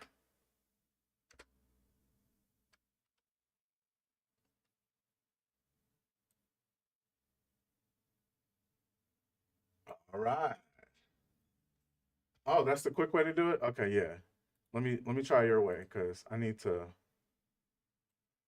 get efficient at this stuff. Okay, so you said just turn it from display hidden or display none. It's been a long time since I've used um, CSS. Uh, So thanks for taking me back to the CSS days. All right, so boom, we removed it. All right, so we got that. Dang, I haven't done this one in so long that I think the last time I did it was like last March or a year ago. A year ago. All right, so we got that one. Let's keep it trucking. Um, oh my gosh, I don't know if I want to do any debugging, but I feel like we need to. Um, let me see what else is going on in here. And then the network tool. So we've already used the network tool, but not to that level. Let's see. The network tab. Let's go back. Okay, this panel is the developer tools. Um, is intended for debugging JavaScript, and again, it is an excellent feature for web developers wanting to work out why something might not be working. But as pen testers, it gives us the option of digging deep into JavaScript code. And Firefox Sapphire, this feature is called Debugger, but in Google Chrome, it's called Sources. On the website, click on the contact page. Each time the page is loaded, you might notice a rapid flash of red. Okay, I talked about this before. Um, we're going to use the debugger to work out what this red flash is, and if it contains anything interesting. Debugging a red dot wouldn't be something you do in real life as a pen tester, but it does allow us to use the feature and get used to the debugger. In both browsers, on the left side, you see a list of resources on the current page, um, list of the resources the current page is using. If you click into the assets folder, you'll see a file name flash dot. Okay, so let's get there first. So,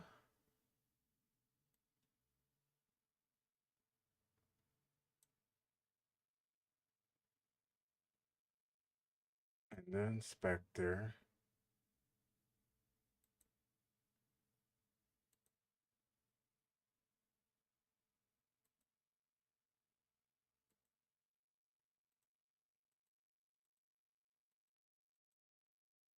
Okay.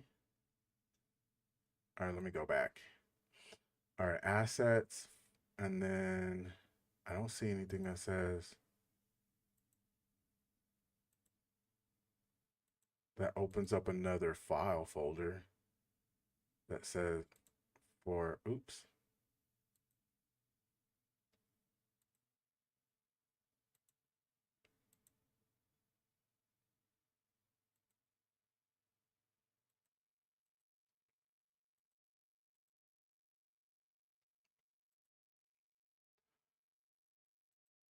what are sources?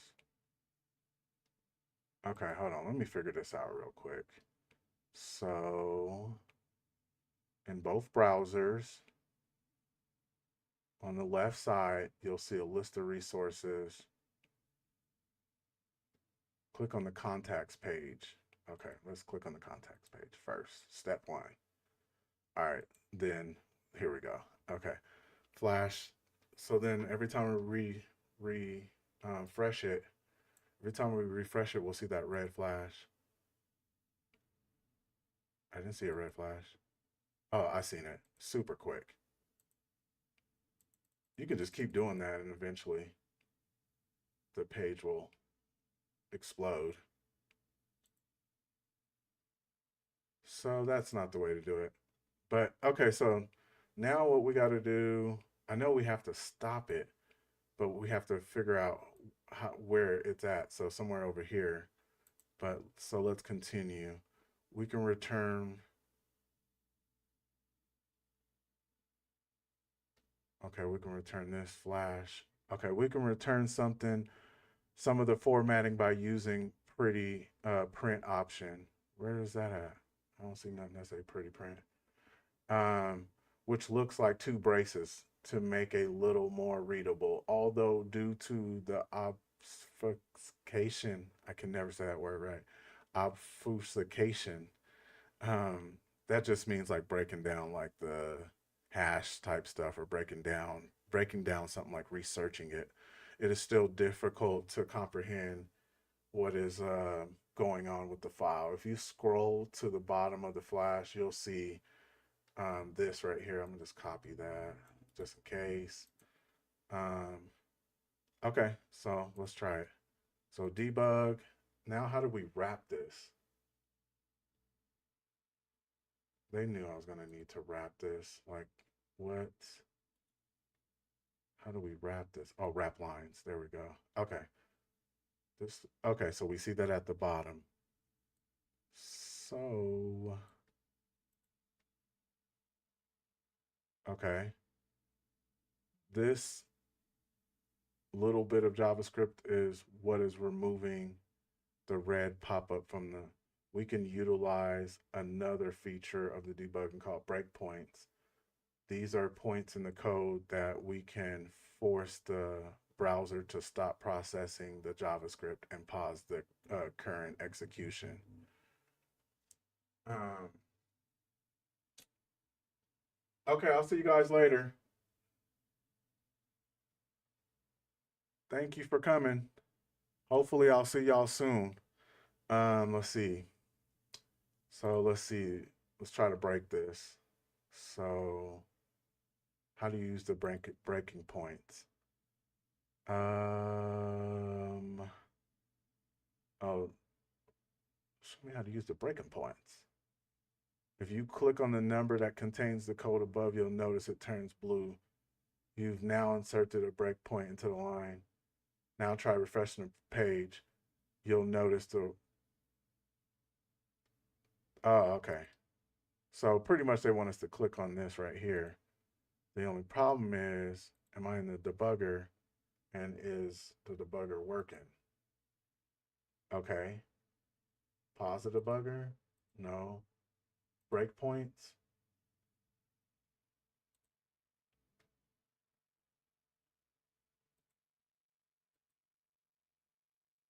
Hmm.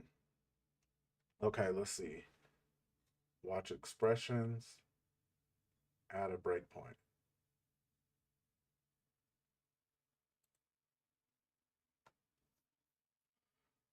So I'm pretty much just trying to find where debug is and get to a point where we can um, hit one of the breakpoints, but I'm trying to make sure and see if I even um, many times when viewing JavaScript, we can return some of the formatting by using the pretty print option, which looks like two braces. Oh, they want us to click on the number, but I don't have the numbers right here. I need the rest of these numbers to pop up like that one did. Hmm. See, that's normal.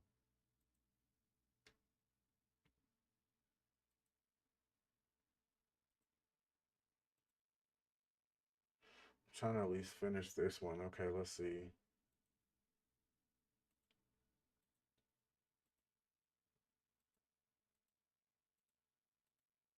Hmm. Is that because of this right here?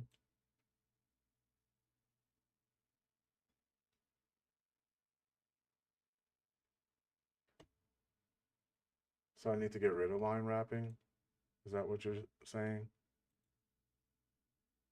I'm pretty sure I do. But how did I do that?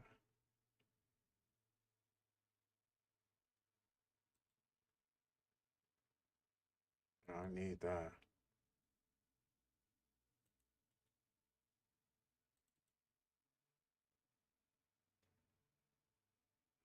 Hmm. Yeah, line 1 is the only number. And I'm like, that's unexpected because of how can I break points when there's only one line? And I know like most programmers know how to fix this in a heartbeat, but I'm not a programmer, so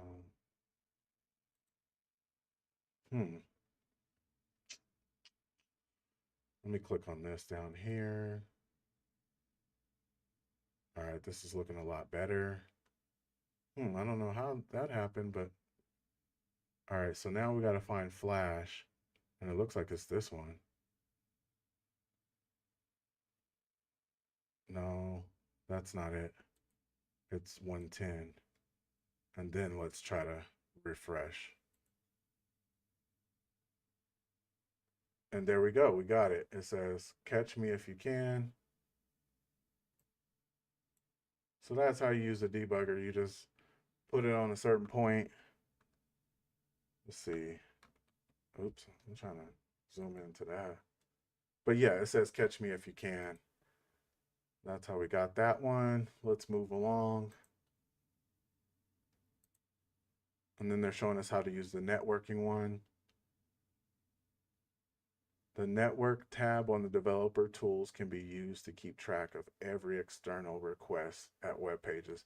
I know we'll be using this one a lot. You click on the network tab and then refresh the page. You'll see all the files the page is requesting. Try doing this on the contact page. You can press the trash can icon to delete the list if it's being overpopulated. All right, sounds easy enough. See how that works. See if I can open it with Q. Nope, it don't like me. It's trying to quit. Okay, so we'll go back in here. We'll go to the network.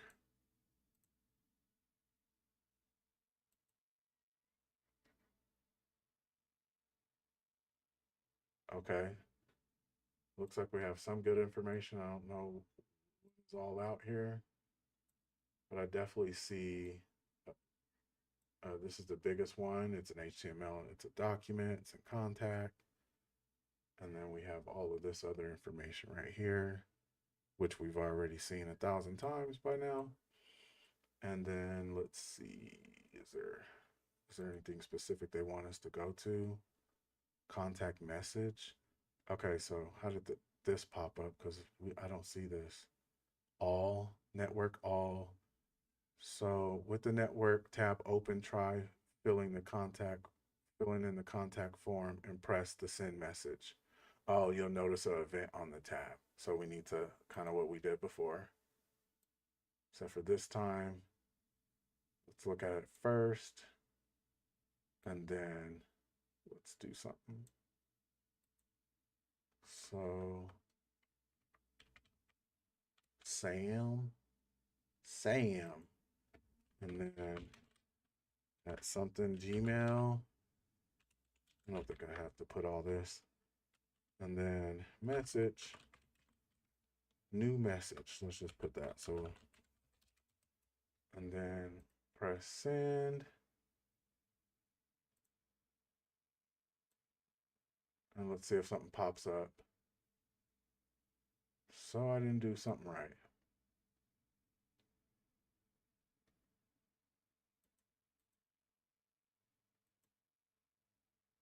No, I don't see anything. Oh, oh, here it is right here. Isn't that what just popped up? Yeah, because I don't think there was nothing under here. Oh, there we go. We found a flag. And boom. So that's the header flag.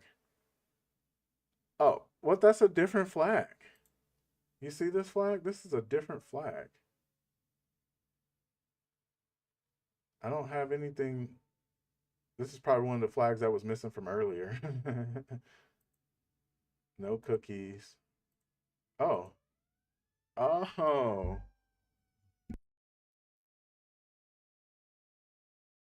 Yeah, it looks like this is exactly what I put in. Sam, new message, and then the response is I got the Ajax flag. Whew. And there we go. That's all of that. You know, it's funny because at the beginning I was saying we're going to do all this and do all that, but um, the way it's looking is probably not. I mean, we're going to do it, but you know, not all in one sitting. This will be like a 25-hour stream. They said this is going to be 30 minutes. I think what I'm going to do is go to Hack the Box now, finish that box, just walk through it. That way we can at least walk through a full box and then go from there. Let me put in my credentials real quick. And then if you're still up, you're still watching the stream or you see it later on, then you'll have two boxes, or you'll have, you know, one thing from TryHackMe done, and then you'll have one thing from Hack the Box done. But this one's going to be hopefully more straightforward because I'm just going to follow a walkthrough and try to explain what we're doing. So that's what we'll kind of do for today. And it will be part of the tracks. So we'll at least start something part of the tracks, which is the intro team one. And this one's going to be CAP. And CAP is going to, it's going to talk about, what does CAP talk about? Oh, PCAPs, which is something that goes on in Wireshark. So let me get all that set up, and then we don't get Nmap done tomorrow or by today, then we'll just we'll start off at Nmap and then go from there. Because I started to learn these like super important things with Nmap, and I'm gonna show you a little bit of that now. But I just was like, when I was being taught within the last few days, I was kind of confused. I'm like, yeah, it'll make more sense of me explaining it than like trying to just talk about it. And then I never got the root for this, so hopefully we can get the root for this today. I think I did this like a year ago, so it'll be really nice to work our way through that. Yeah. So now I know, or now we all know how to use the view page source. Um, and I kind of, when I was looking at like all this view page source stuff before I started the episode, I was looking at how, you know, this is going to pull up some networking stuff, so we can be using that after we learn the view page source, and then we can use that for this box, and it will make perfect sense on helping us find some things. So here we go. As soon as it ever starts up, let's see.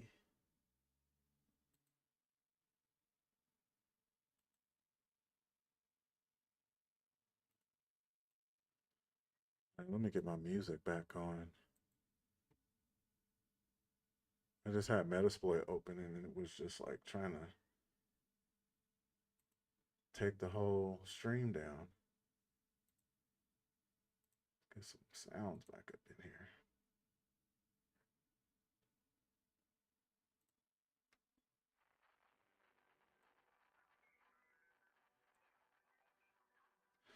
All right. At least I know how to use Hack the Box's copy and paste system, which to me is super important. The clipboard is everything.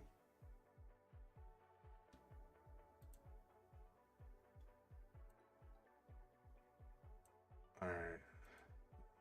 So we're going to get that started right away. All right. We have our IP address, and then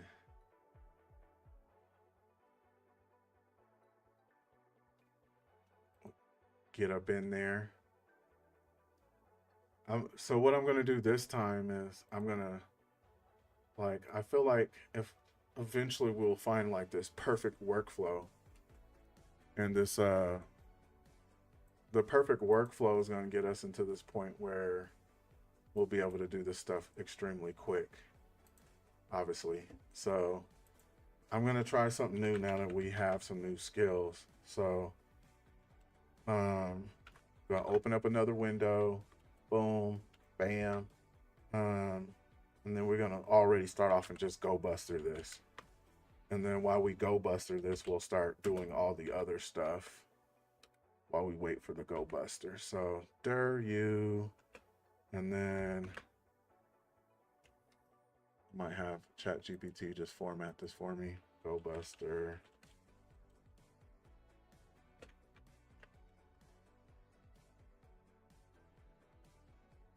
That way.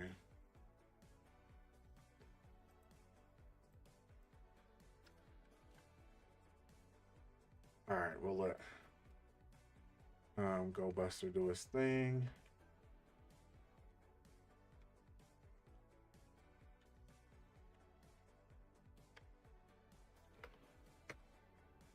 All right.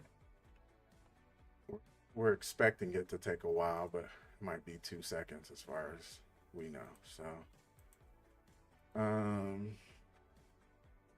oops. Just delete this.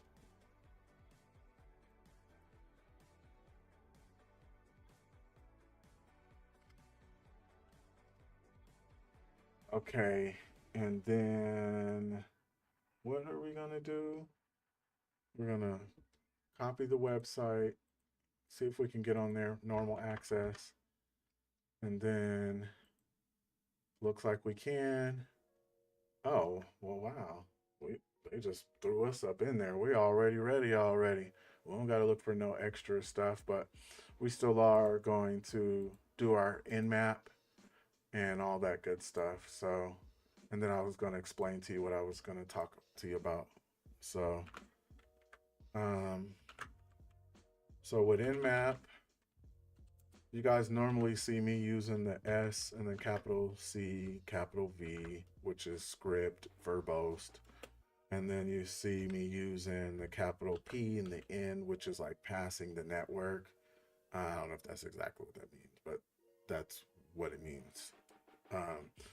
And then you guys also will see me, put and then go from there. But what I learned is that is for looking for ports. But if we want to see if there's any other host on the network, like any other websites, any other, you want to use this one. This scans networks. So it just shows there's only one IP address. Obviously, this is a beginner, but imagine if there was, we're doing an Active Directory. There's 20 or 15. It tells us all that it can find. So we want to do that scan first to see how many. It's doing a ping, but it's doing a ping through Nmap, but it's also looking at finding all the hosts. Now we know all the hosts. Now we can kind of do that. So S, that, and then capital PN. All right, now we're gonna see. Now we're scanning for ports. I think that's probably what that means. I don't. We can look at it tomorrow when we look at the Nmap. When we go through the Nmap stuff. So while that's happening, we can go back and see if we got any Dirtbuster results. All right, Dirtbuster's still doing its thing. All right, so looks like we have some stuff already, and let's go check that out while we wait for this to happen. And let's go poke at the website. So I don't know why this is open. Oh, and another thing I just learned how to use is weaponizer. How do you call that? This weaponizer, but that's for another time. All right, let's see. Looks like there's some security events going on for the last 24 hours. We have 357 failed logins, and it looks like there's 27 port scans. So I wonder if that's going to show with Nmap, but that's what the dash is showing. Let's keep it pushing. And this is someone named Nathan. Looks like he is looking. He must be like some sort of security defense person. And this is what his logs are showing him. Okay.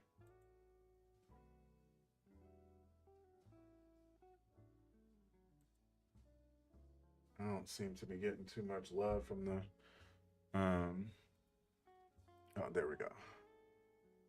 Did anything change?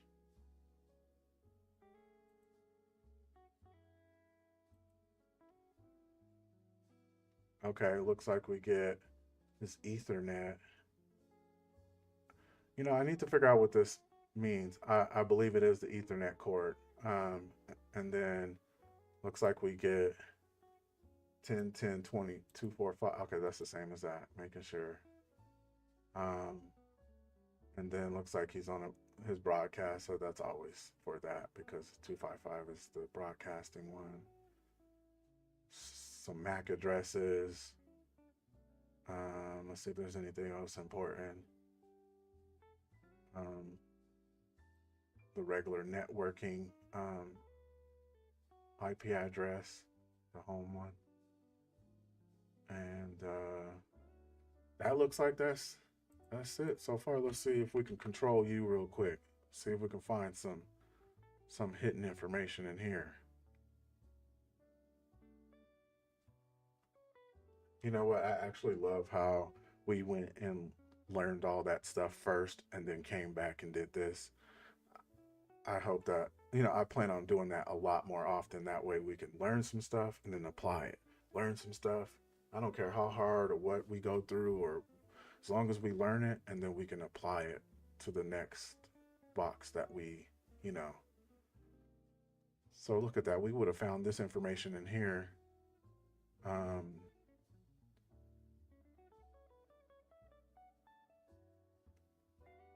Page container ends. So far, you missed you password. I don't know who wrote that. You missed you password. So far, nothing important. Just a bunch of talking and whatever this is. I'm not just cracking random numbers anymore, and it looks like there's something like this. It's probably not important at all. Let's see about any of these other links. There's a bunch of Zing charts, Bootstrap, and that's it. That's all we have. Okay, so I don't think that there's anything really that important, but let's just save some stuff for the hell of it. All right, and then let's get out of here. Go to the, where's my notebook? Is this it? Oh, it just automatically does it.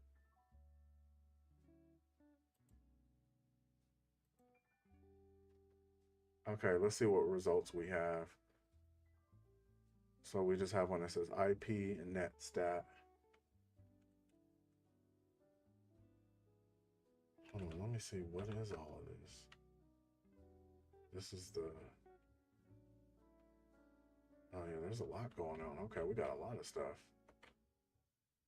So let's see what ports are open first and foremost. So we have FTP, File Transfer Protocol 21. So we know that most likely we have to go in there and get a file and transfer it back to, or we might have to. And then we also see that we have SSH, so we might have to remote ourselves inside of someone else's computer. And then we see 80, so we're already on that. So that's the website itself. And then it looks like there's something important called Security Dashboard, which I believe we're already on. And then there's something else called Gunnycorn. I think that is important. So let me see if I can go real quick and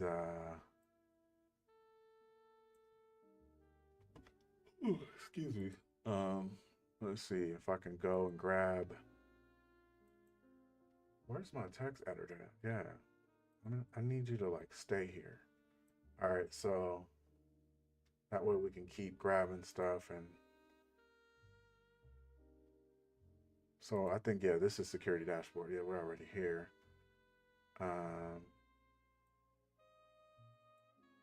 Okay, no, that's not important. Okay, we already seen this. Network status.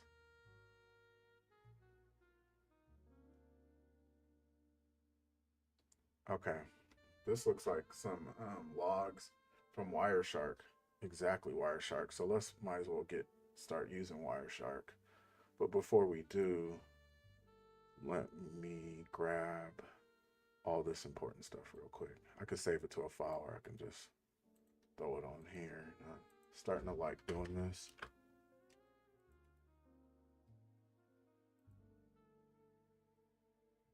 All right, just in case.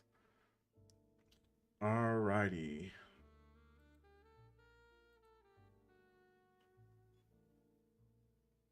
Let me see something real quick.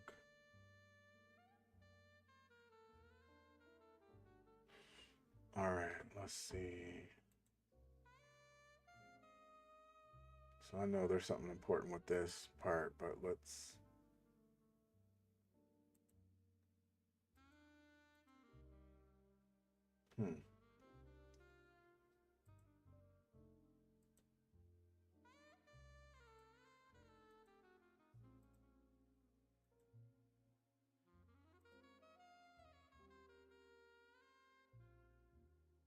Okay, well, guess I can't do nothing over there.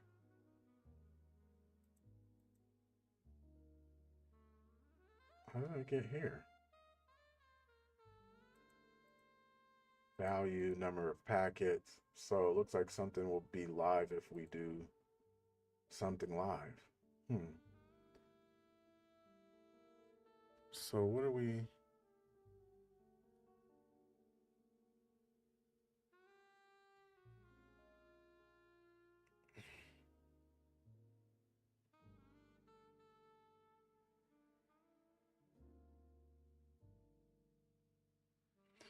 So it's saying the file downloaded seems to be a PCAP file. Through the initial PCAP file doesn't seem to reveal any useful information. Changing the number presented in the end of the URL from 4 to 0 makes a change in the number of the packet information and the dashboard. I'm just looking at the walkthrough, by the way. So let's see. Let's save it. Let's go back to downloads.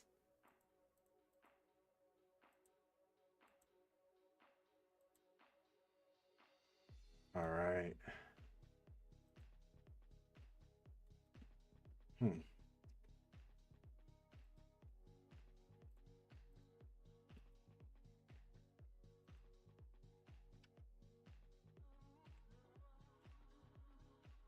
All right, let's see if we get any information at all from doing this. Nope, I don't see anything.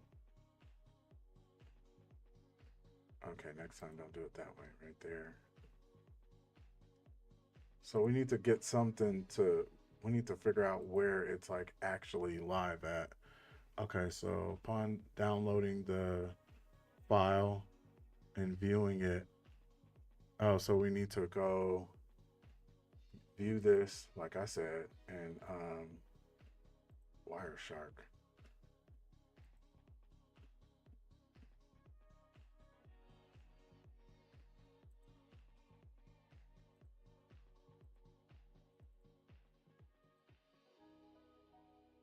All right, let me just go to Wireshark first and then go from there. So open up Wireshark, and then how do we only use this a few times, but I want to get real good at using this. Open, and then we're gonna find that file, downloads, right here. Let's go.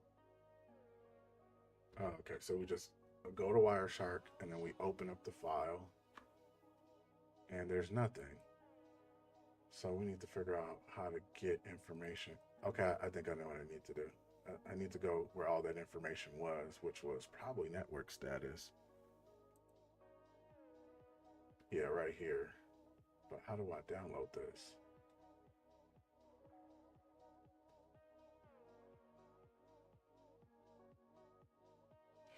Hmm.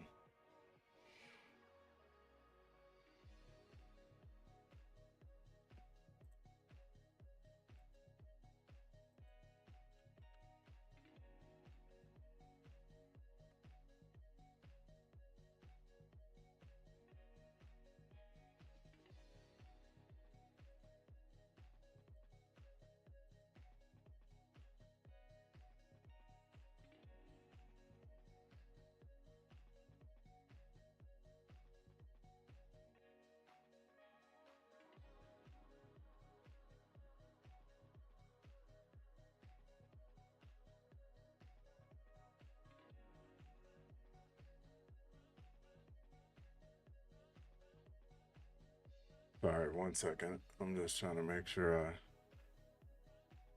I don't have a problem with this, like learning like this. There's a username, links, drops down.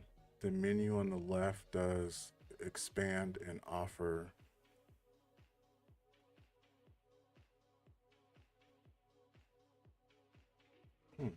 So let's try it. So slash capture.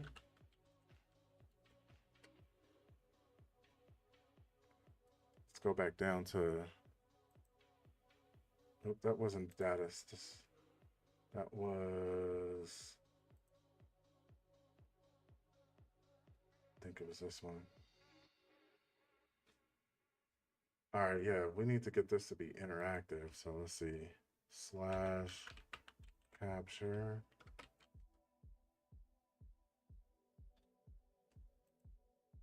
Slash, let's see.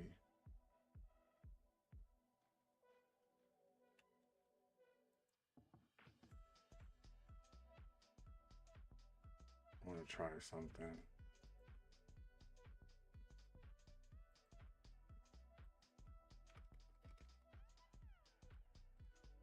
Five, let's see. And nothing's changing. 5-second capture analysis. So how do we get this to start capturing stuff? Something in the value. This says it has 24 bytes, but when you check it on Wireshark, nothing shows up.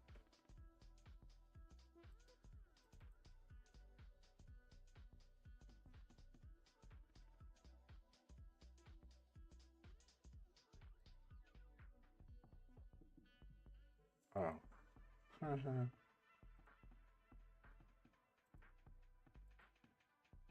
You don't have permissions to capture on device. Please check to make sure you have.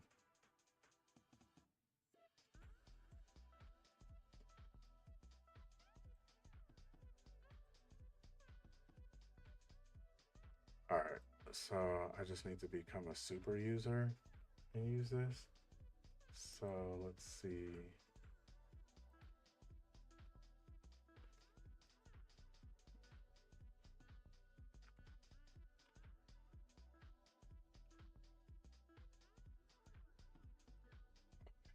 Let's see.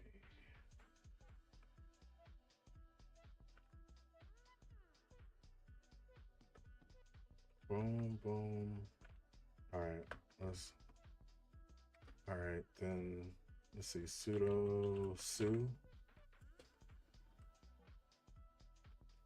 I don't think that that's gonna do anything.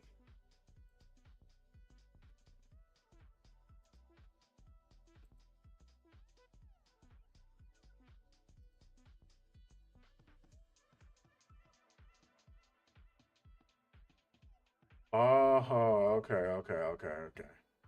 So how do I use one that it's already been? It should be this, right? And then I should be able to go to start.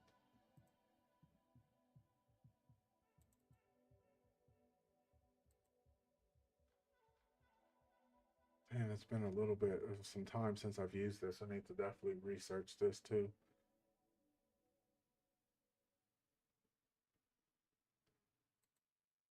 No, but that's not like that's just root for that's me. That's just me. I'm not in I'm still in my network. I haven't made it to theirs yet.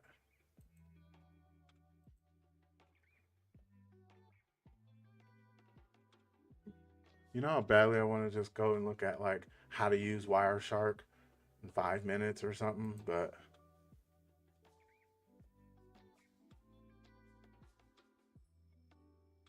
okay, let's see what they say. So the menu on the left expands and offer 3 additional pages in addition to the dashboard. And then it says security snapshot slash capture hangs for 5 seconds. And then it redirects to slash data slash 5 where it returns a list of packets.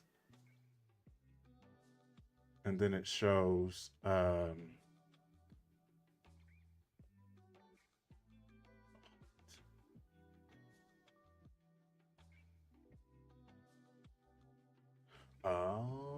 okay. Let me try this real quick. Let me try it out. Let me try it out. Okay, so this says data 2, and then let's try data 4 real quick. What happens when we do data 4? Nothing. Let's do data 7. Okay, it takes me there. That was weird. Capture. See what happens when we do that.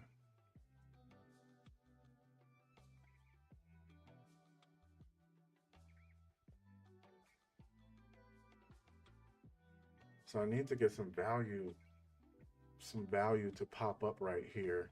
Once I get the value to pop up, then I can read in between the packets to try to, you know,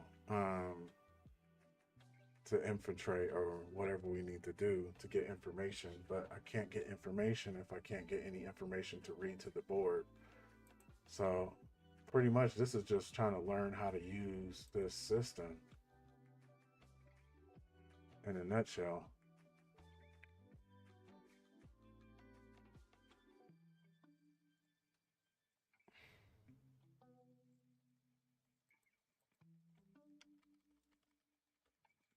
I'm about to check out those other pages real quick and then kind of go from there. So here's data 1.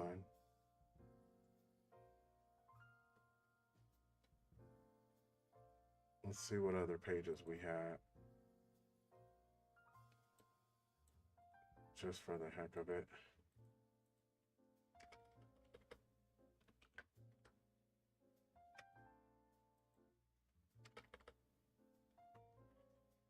Nowhere quick.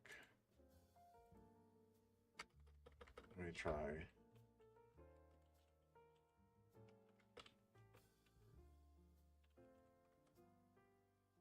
Nowhere quick.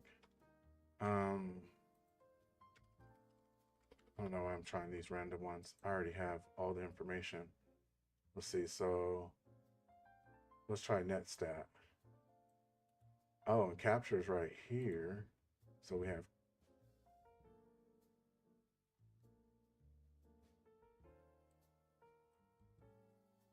capture, netstat, and then we have IP.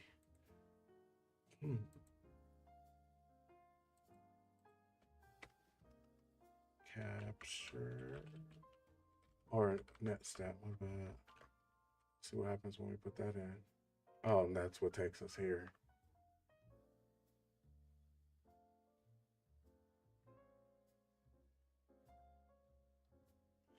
See all kind of stuff going on. I wonder if I could just save this.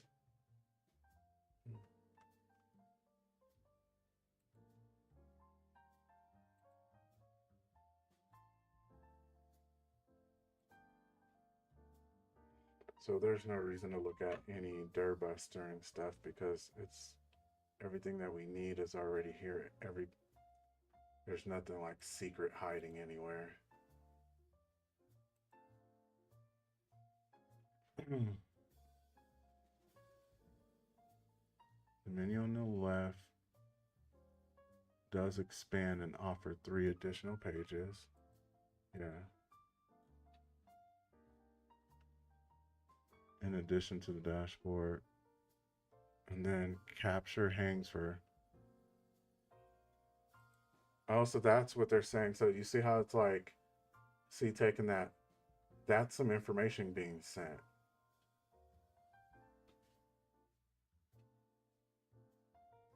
And then it redirects to data 5 of packets.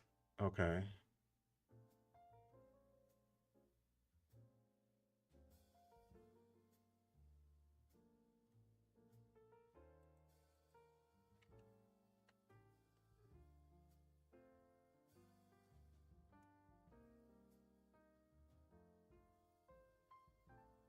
I don't think that's supposed to happen.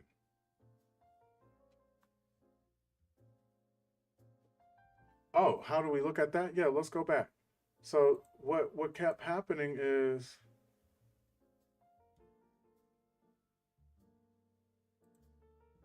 it won't let me. So let me ask ChatGPT real quick.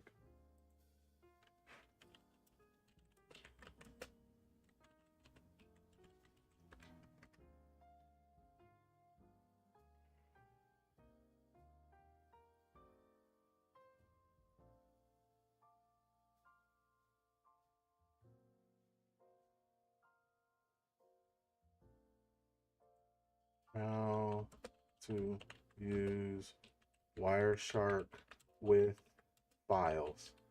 I mean, if you already have files.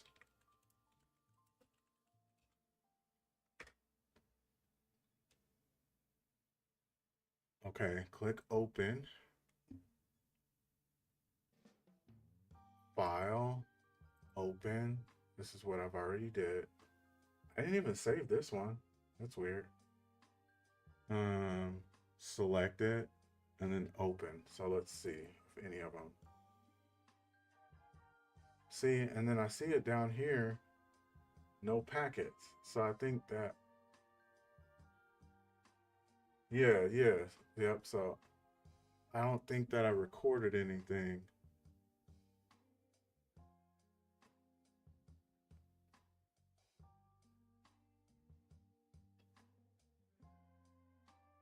But I think what I can do, let me try something. How to capture live packets. Because what I think I can do is I can go back and let that thing load for 5 seconds, but just let what's the name sit in the back anyway. So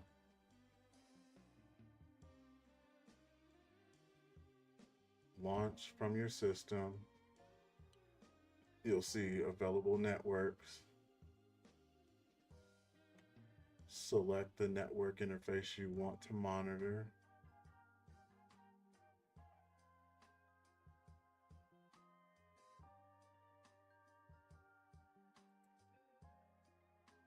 Okay. Let me ask it this. I think I'm figuring it out slowly but surely.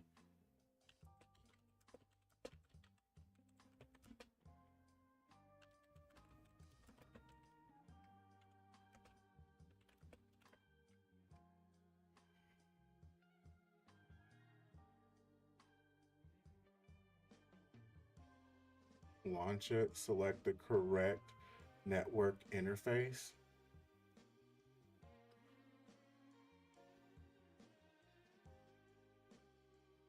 Is it right here? Is that what they're asking me? Like, what are you? Okay, welcome to Wireshark. Display, random, system, Wi-Fi.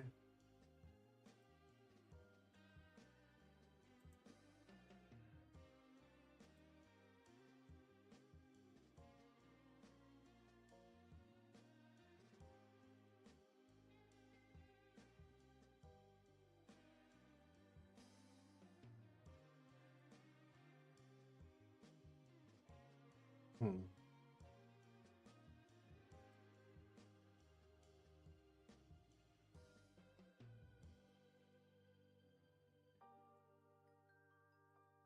Oh, I have to SSH in there? It's not gonna happen. Makes sense. You can't just go around and just listen to anyone's traffic. Or can you?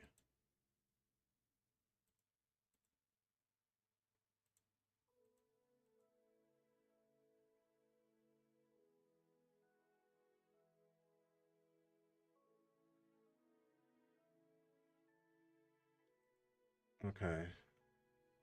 So click on the captures the gear. So hold on, it says click on the gear.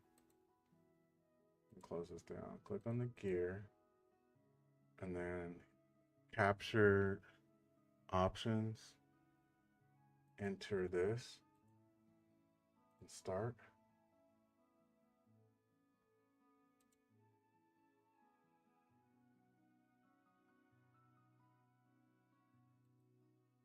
I think that's the closest we've gotten. Okay, let me see. You're loading it correctly. It just doesn't have any packets. No packets. It's empty. What ports are open? If they have a vulnerability, they can exploit it. Okay. So pretty much what you're saying is move on. Keep it trucking me. Okay. All right. So let's go back.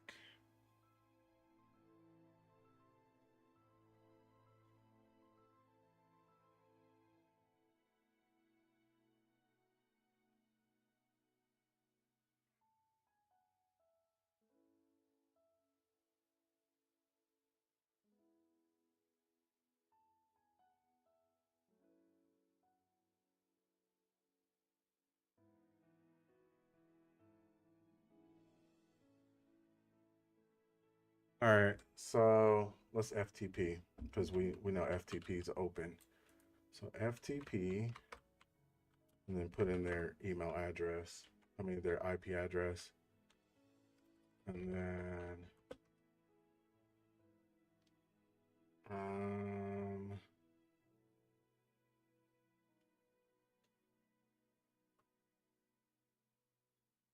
we can guess Nathan, and then let's see.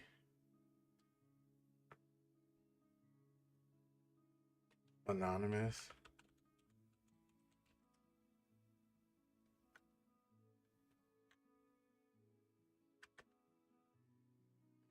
Wow. I guess this isn't going so smooth because I keep seeing that I have to get those packets in order to get the password. So I'm like, I can't even get the packets to run. Let me see. Let me see if I can do this. Let's try it one more time.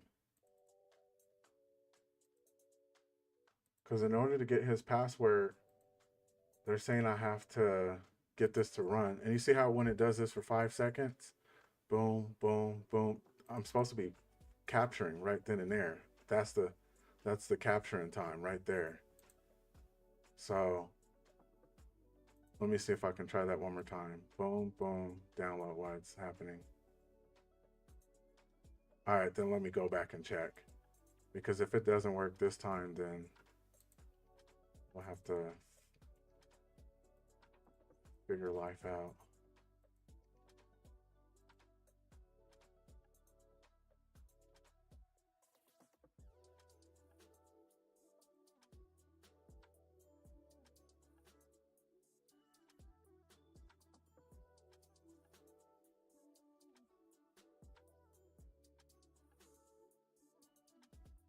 All right, let's go right here, open it, and try to see if we get.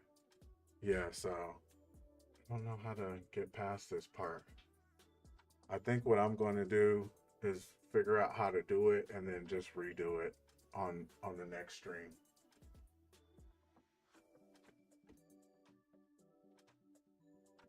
Yeah, yeah. But how do we Here, I'm about to try everything I can. Just give me 2 seconds. I'll be right back. I'm gonna try everything I can for like 10 minutes, and then if we can't, then we'll just go and we'll just finish this stream, and then we'll, um, you know, work on everything we can tomorrow, and then come back to this because I need to figure this out. I want to know like every little small thing so I can teach it and learn at the same time, learn more. But just give me 2 hot seconds.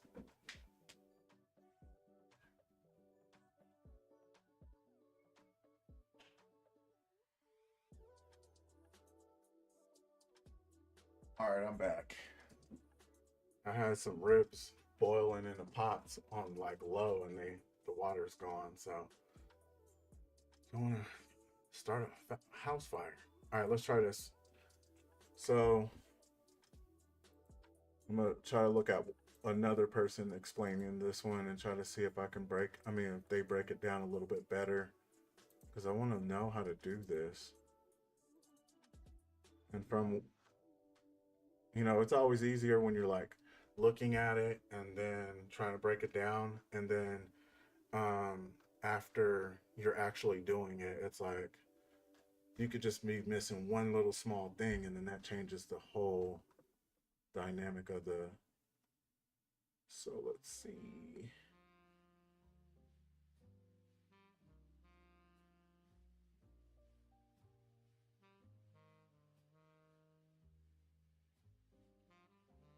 Let's see if they explain something a little bit different.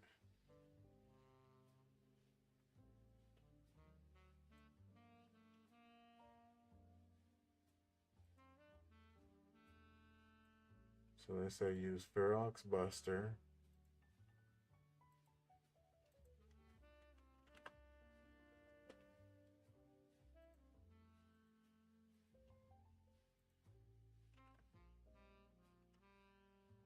So I'm gonna get that set up, and then they say while I um, end up doing that 5 second capture, if I'm doing Ferox Buster through it, it should show some other information. So let's try that. Let's hope and pray that that works for us. I don't know what's going on. I mean, I know what's going on. I just don't know how to get it to work. All right, so we'll exit out of this because we need a password, and I was hoping we can get away with the simple anonymous. That did not work at all. So we'll Ferox Buster, and then we'll go back here, and then we'll do this capture. So it says data 6 right now. So now it gave us that blankness.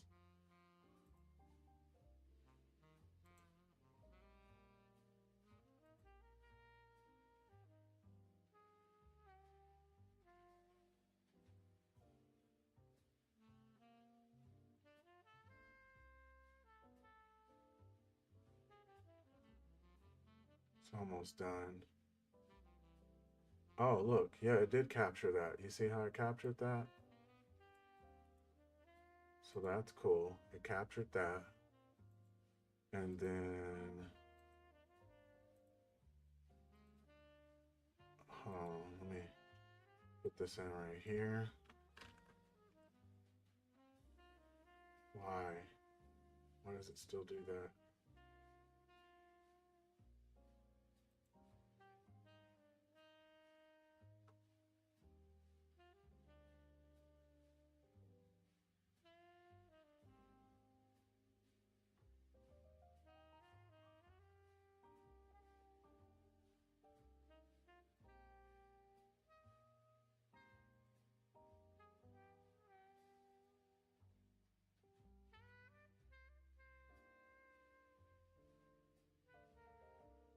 Yeah, it's Ferox.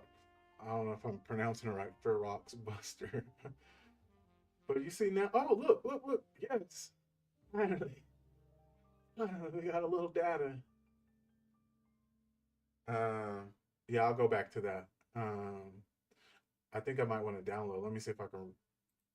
Is this fucking? Is this messing it up? No, it's still right here. Okay, cool, cool, cool. All right, so it took us to 8. So I don't know what this one's about to be called, but this is the one. It actually has some data. But the ones based off of what I'm seeing them on, let me show you real quick. I'm gonna just give you a quick little. It's showing they have 219 packets. So what do I need to do to get at least more than 3? Because do I gotta keep doing that over and over and over? Before I do, I'm gonna go to Wireshark and see if we can even see something. Because if we do, then yes, finally, finally, finally.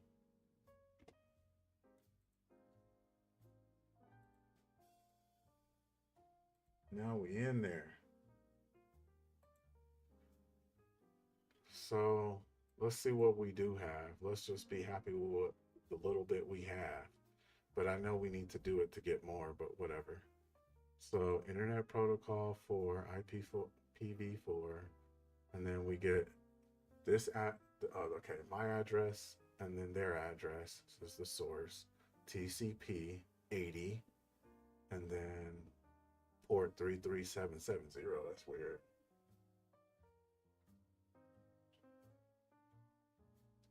Yeah, that could be true. I'm still trying to figure. I'm just happy that we were able to get some data transferred over. So, with that being said, let's do it again. We're gonna do it again. Okay, so we're gonna run Ferox Buster. Hold on, before we do it again, what did we find? Let's go back up here. So that's what it's called. I don't know why it says this, but this is the actual name of the command for it's called Ferox Oxide or whatever. Let's see. Looks like we have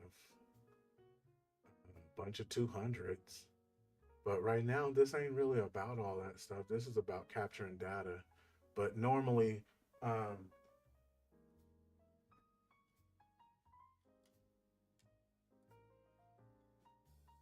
found 29, errors 2. Where you see 3 raw data, I don't see what you see. I'm trying to get on your same page. But as you can see, this is just like Go Buster. So it's cool that we got to, use another tool. We can write that down, put a check mark on that. Um, but let's go back and just redo it. So we're gonna run it again, and then we're gonna go back, and then we're gonna capture some more packets.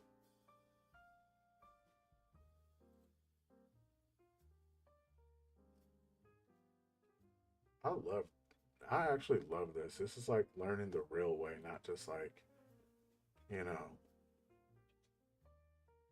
having someone do everything for you 100. We still are, breaking stuff down and learning and scratching our heads.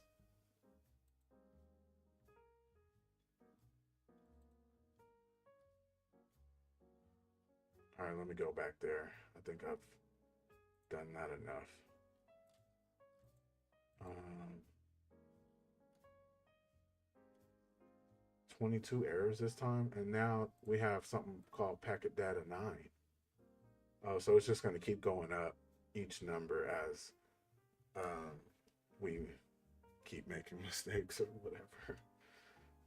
So let's just copy that, throw that in there.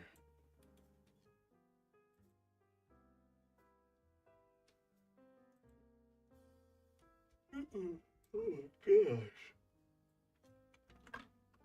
I'm probably gonna get on earlier tomorrow too because I don't have anything special going on for Valentine's. Hopefully you do, and anyone else watching. I hope you guys have an amazing Valentine. It's less packets. Oh, this is 4. This is 4. But still, I don't understand this little process that's going on right here. Like, why didn't it just go straight there? Hmm. Hmm.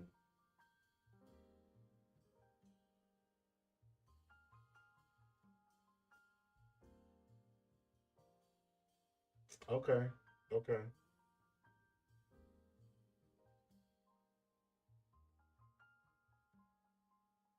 Oh, okay. Okay. So we gotta exploit it that way. Okay. One thing that I will say for sure is it's going up. So it's like if I do this, so we're creating more logs as we do this. Please, please create more logs.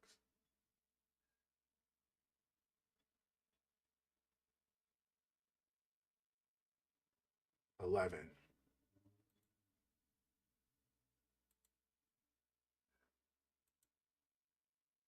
And then go back here.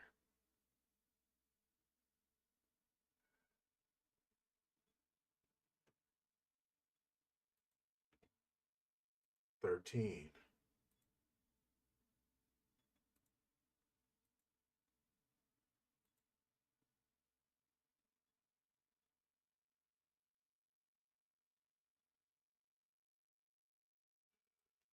Ooh, goodness.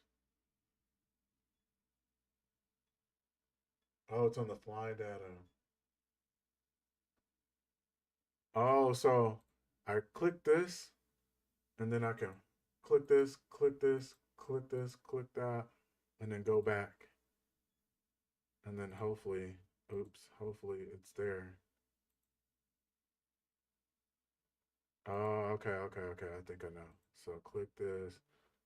I think it's just like you said, if it's on the fly data, then that means everything I'm clicking right now is being recorded for quality insurance.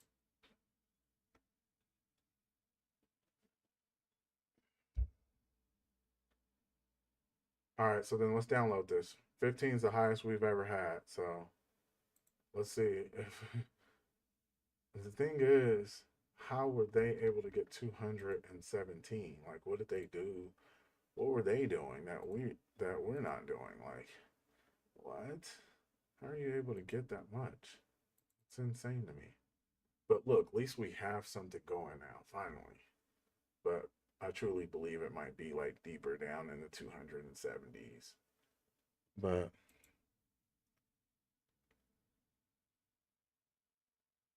yeah, see, they're showing information showing up at 36. So how did they trigger it that to happen?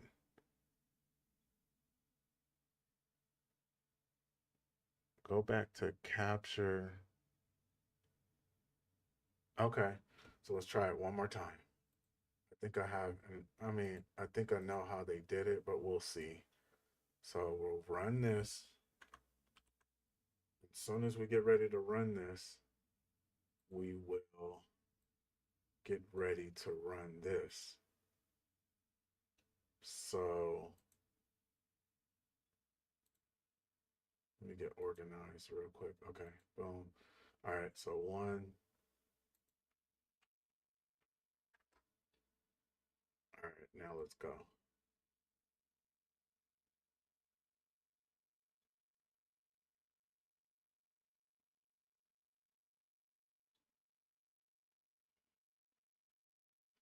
Oh yeah, it's going super long this time.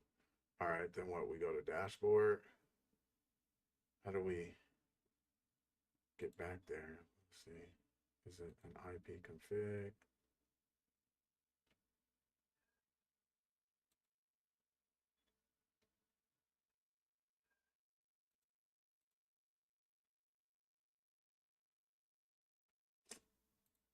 I think it's already messed up.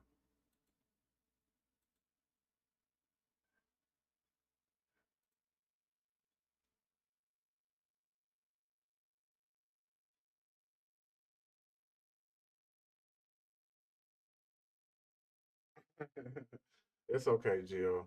We're so the thing is like I've created a starter kit and it you want to get into Linux, you want to get into Python, and then you want to get into networking, and I have all of those already made.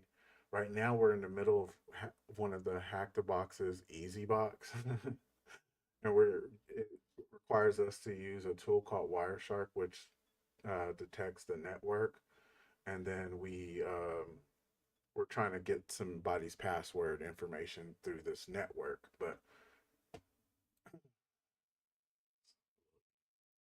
a little easier said than done. See, so how many times you got to click this for just to pop up and for it to? Okay, so I'm gonna try it one more time.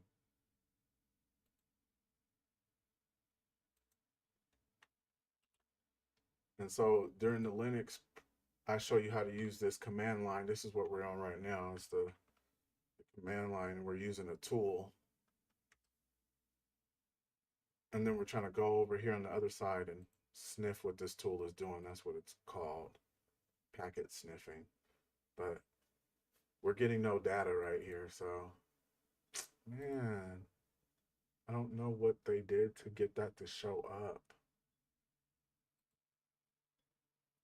But yeah, so with that being said, definitely subscribe because I'm gonna be getting on here every few times a week and just trying my hardest to crack these boxes with you guys' help and research and all of that. Okay, it is where the data is being downloaded. Yeah, so but it's like we should go through the packets you have, packet by packet. Let's look at the 15 packets you already have. Okay, sounds good to me. So all this stuff right here, this is what networking will teach you. The networking. So we see IP address. This is theirs, then this is mine, then this is theirs, or however. Yeah. Let's see if we can find something.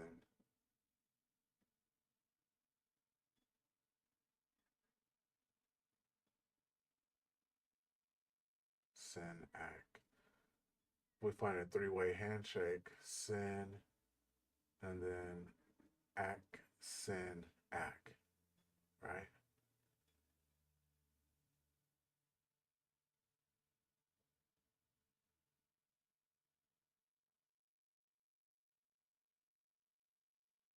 Okay. Let's try it. So okay. Yeah, I just wanna cause like when you see theirs, oh, I already showed you. Yeah, they had 219. So it's like, how did they get 219 packets sniffed or whatever? And I can only get 15. What is it that they're doing? Like, I know they're cooler right now, but what is it that they're doing that I'm not doing?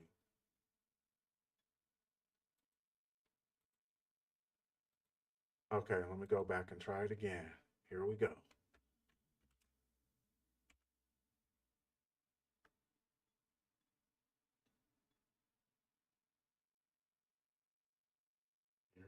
You are looking at packet one. Your video's on the top of the packet.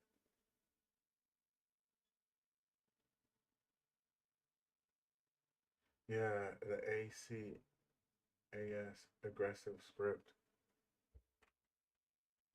So what are you saying? Should I add data in here and stuff like that?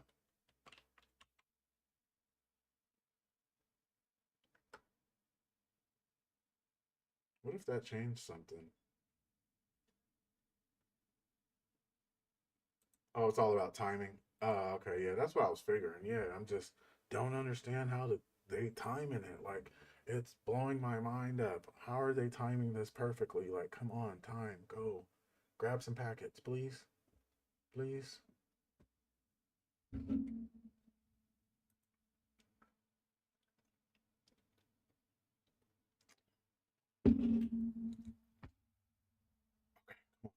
Dashboard, something. It should take me back to that page. I just wish that there was a way to a button to click on that page automatically. So run the script and quickly go to for the second dump on the dashboard. Okay. So when you say the second dump, you mean at the end, should I press data and then, oops, data and then like 4? Let me try something like that. Nope. Data/4. Okay.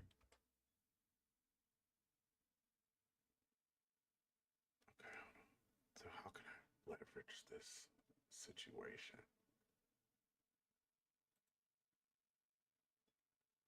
Okay. Let me go back and do that one more time. Not here.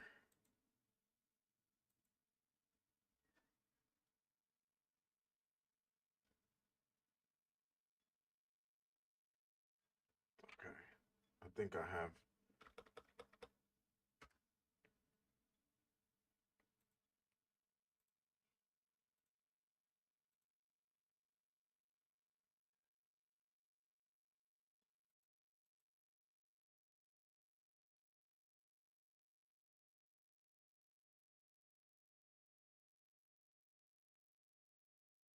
Oh, it went.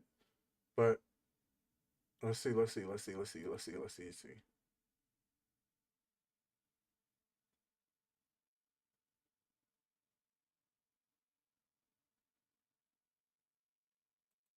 But why?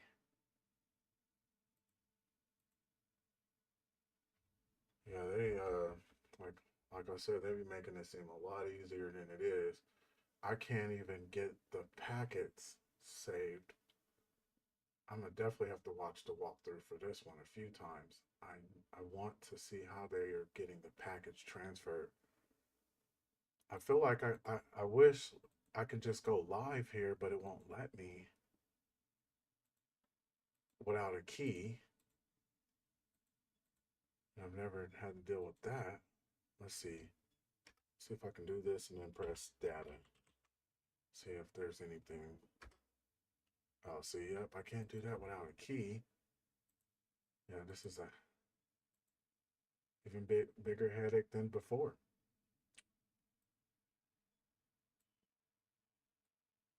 And the crazy thing is, once I figure it out, I'll probably make a whole video just walking through it without too many errors after I understand what's going on.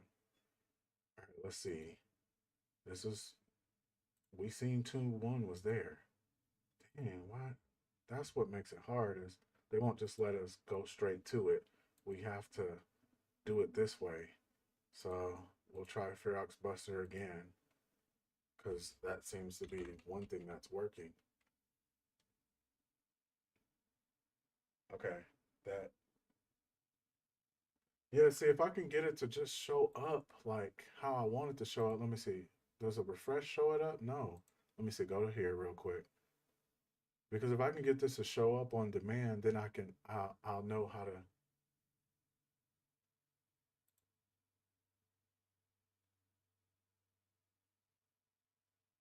Hold on. It's staying here. I think I know. Hold on. Hold on. I think that's it. So let's do it. Then go back and just refresh. Do I got to do this, then refresh?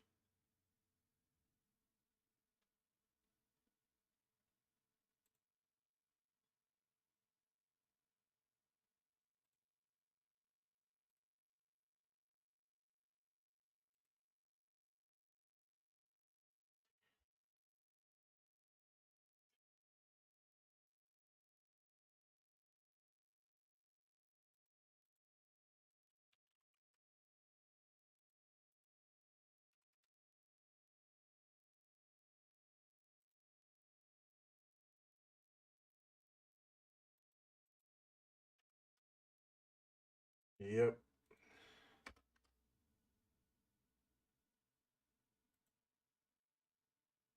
Yep. This won't be the first time this has happened. Ferox appears to generate traffic that might help the solution. Just keep looking at the area where you can download PCAPs. Keep looking at the area.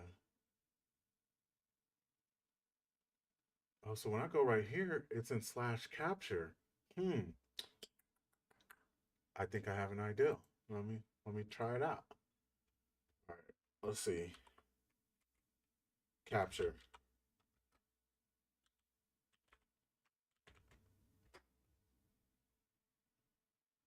And then let's go back and play around with it again. Damn, this is at data 17 now. It's like,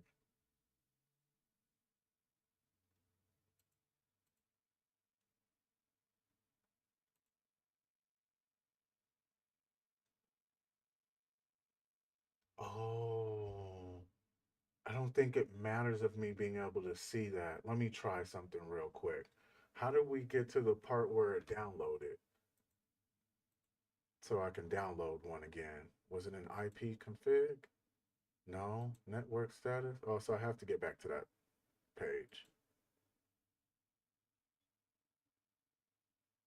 So if I can get back there, I can just download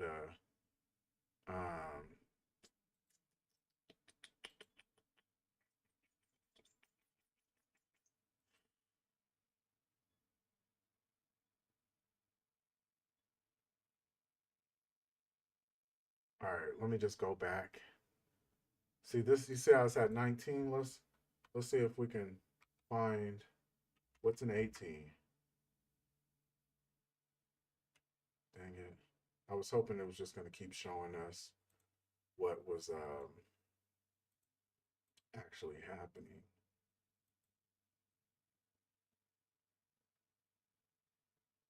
Hmm. 20, we got 15.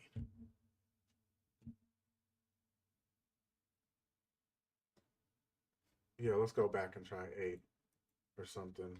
Because we probably had it like years ago, but see, but you see the process that's happening. So we hit the dashboard. I can't just click on this. It's just gonna do a second PCAP plus analysis. So excuse me. So we have to. I need to learn how to get there. If I can just learn how to get there on my own without having to like record any more data. Okay. I was hoping it was one of these buttons, but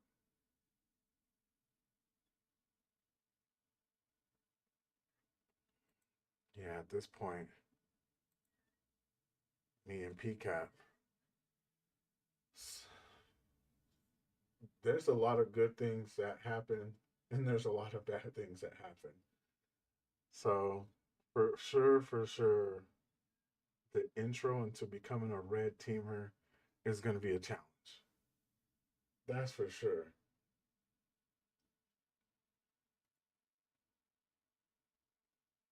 Because if this is just the first one, I want to get root and user for every single one. Every single one. So this is going to be a challenge. This is going to take some weeks, months, whatever, which is cool because I'm going to stream it all and hopefully everyone will pitch in and learn and all of that. But so it went to 15 randomly. Like why?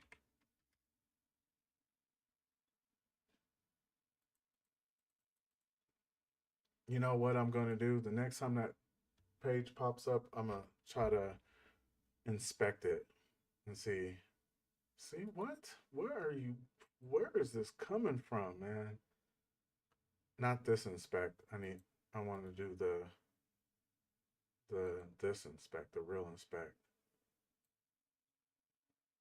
Let's see if this will help us out any. Go to the networking, go to reload.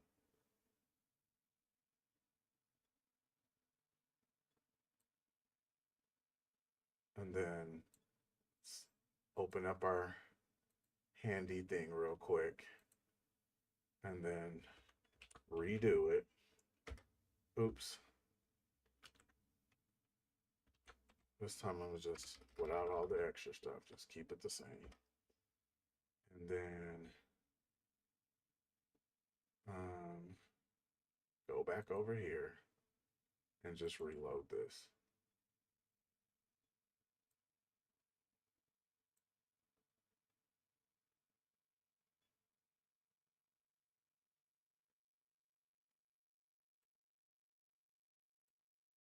Oh, this must have captured it. You see that? It's captured it because it didn't print onto the let me, now it did. I was hoping it was gonna be like 7,000.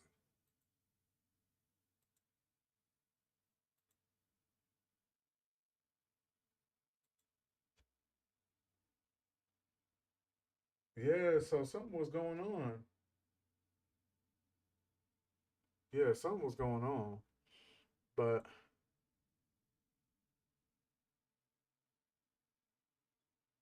whatever was going on, I couldn't get it to. Oh, and now it's telling us to go to data 22. So what we'll do is we'll go to capture first, and then we'll put in data 22. Let's see if that happens. Is that what they asking us to do or what? Like, just tell us, please. Somebody tell us. Capture. And then put in data 22. Hold on, let me do that again. I think I just seen it all in action. So we hit capture and then we put data 22 in. Okay, but how do we go back to data 22? Data dash 22. Why are you doing this? Why do you go back and do that? I don't get it. Hmm. Oh, you say I need to wait?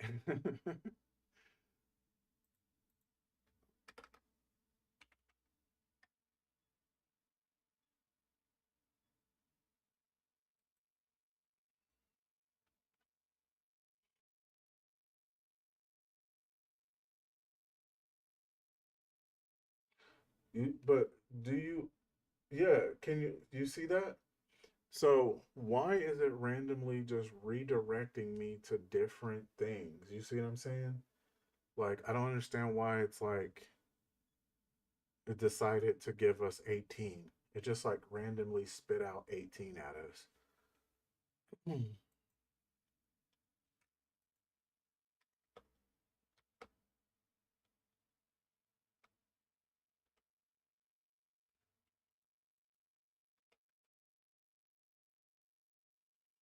Yeah, I'm gonna check out the Wireshark information and then yeah, it does, but it's like even as it's doing that, it's like still like when it when it's done loading, it just goes back to the regular page and then it randomly decides, okay, I want to push you to um back to the cool page that has the information, the packets. So it's like almost like every other. Oh, but look at this one right here. This one has 1,284 bytes. Oh man. Okay, so anyway, instead of we're supposed to get something that says request and it's supposed to show Nathan and then the password um it shows whatever. So since this walkthrough has the password and code and we at this point in our lives get the point, me and you, we get the point. So we're going to push forward. And the way we're going to push forward is we know we got to go to FTP. So FTP and then get that. And then now we know Nathan. And then the password's name is Buckaroonies. It's not really Buckaroonies, but it's like Buck something. And then we can ls while we're in here. And we see we get one directory that says 1001. So we'll get that.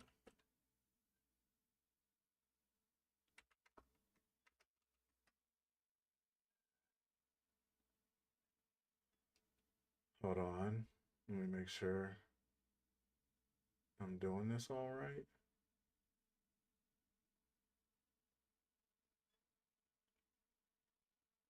Okay, so when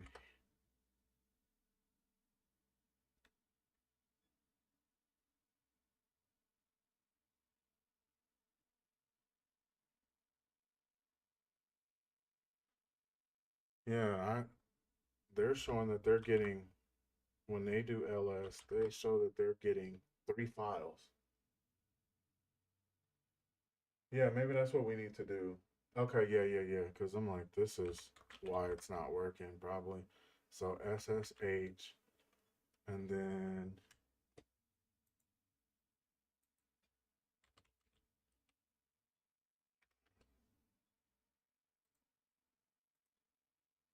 hold on, my bad. Let's see.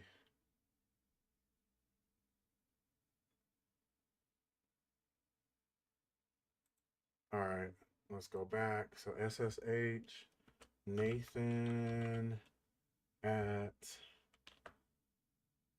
and then copy this 10.10.10. Boom. Yes. And then it was Buckaroonies or whatever. It's really not Buckaroonies, but I don't feel like reading that password. Okay. LS. Oh, yeah, you're right.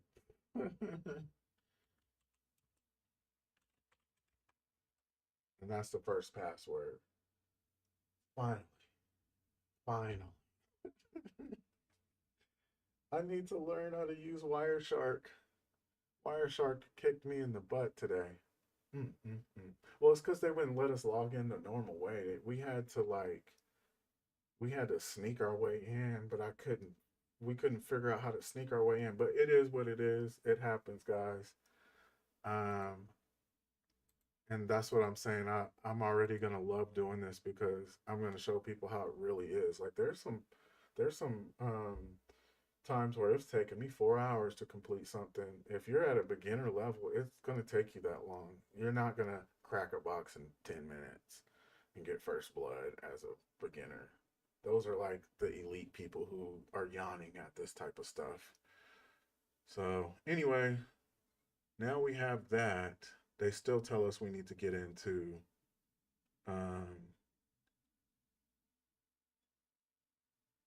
because we want to get root now. We can at least try to get root. So, oh, so we need to find our privileges. I was kind of learning this earlier today. So find, and then what's the privilege thing? It's like 4,000 or something. Mm.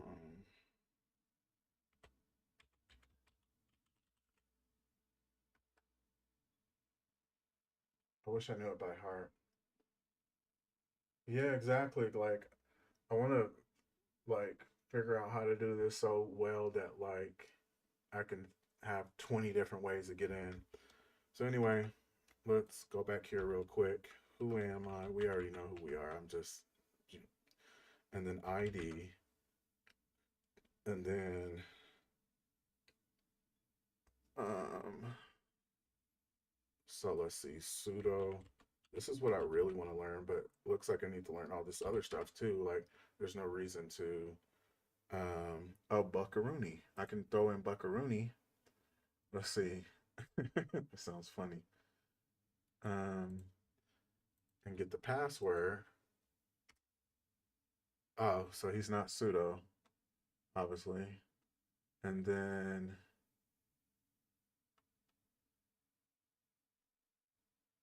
They're saying use linps, but I want to see that you the okay. This is what I wanted to use real quick before I use linps. So um, I think right here I put 4,000. I want to know what this means.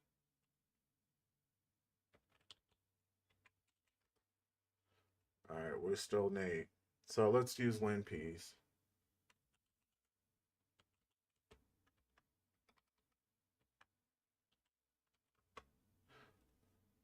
Do we even have it on this?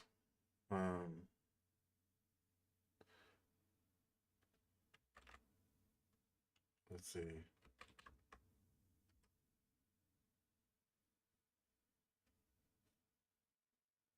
How are we gonna use it if we don't even have it? Sudo apt install linps.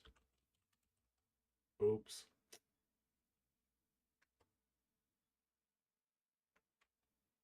Oh, and plus I'm on his stuff, so I gotta think about that too. Um, I wasn't. I'm trying to. How do I back out? I don't want to do that.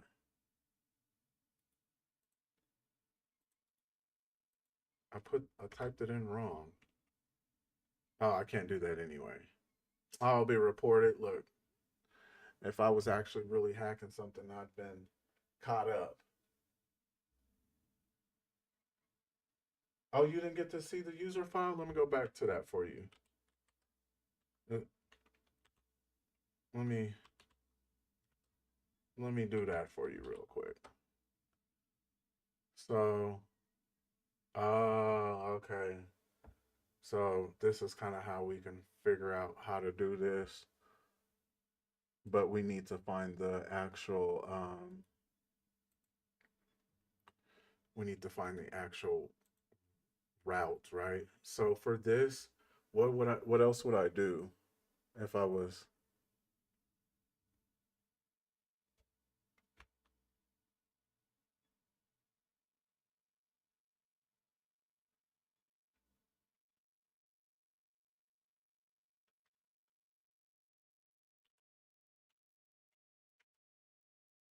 oh, we're trying to get to root. So we're trying to see, so that's just finding all of um his privileges that he has or whatever. All right, let's save that to a file because a lot is going on, and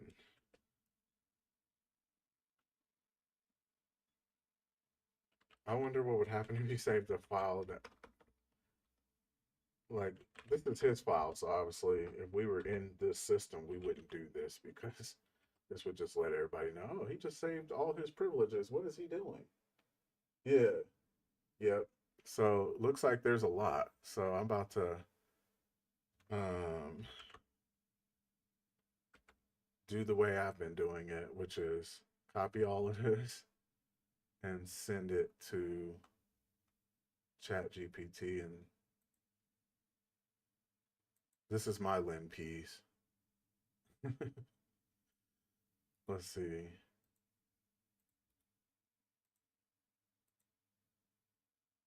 And then go down more. And then let it kind of help me find.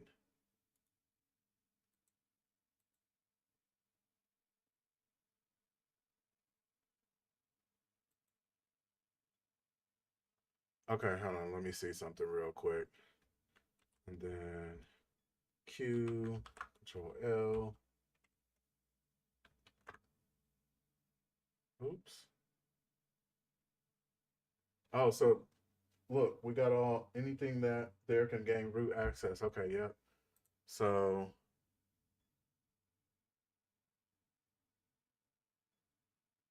so we can look at the passwords then. So ls dash la/etc/password.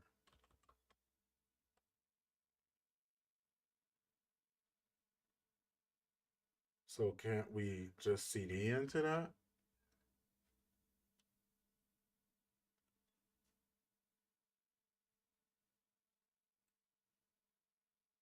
What?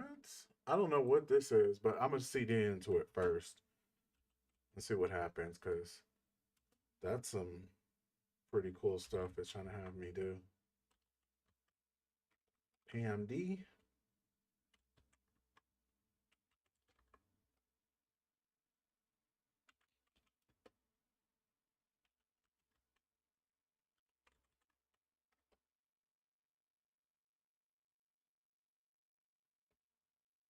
There's so he's really the only person on this whole thing. I mean, it's only one host, like we discovered. And then look, we don't have the full information, but we have the FTP, and that's really it. Okay, so then let me go back. Um, it's telling me to see if it's writable. I've never seen this before. I'm just going to use it for the fun of it. But, oh no, permission denied. I don't know why. Oh, it was trying to have me change the permissions. I've seen this one on one of the things.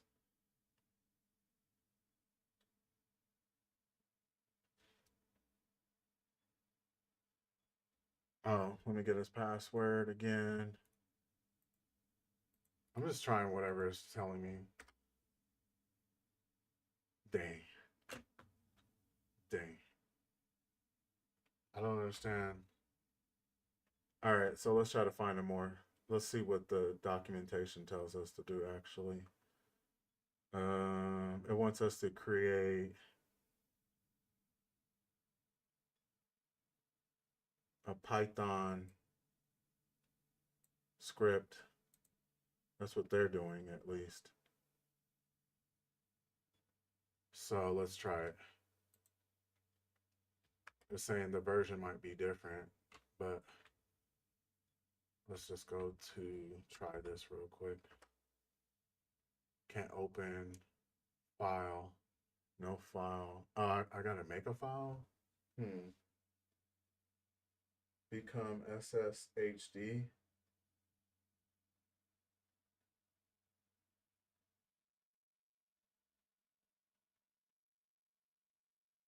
How do you become SSHD?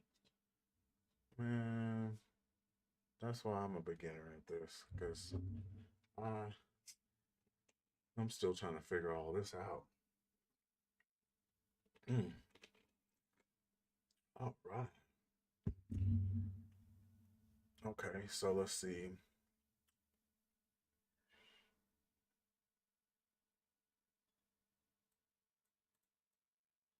Let me try this real quick. It's just saying make a bin bash. There we go.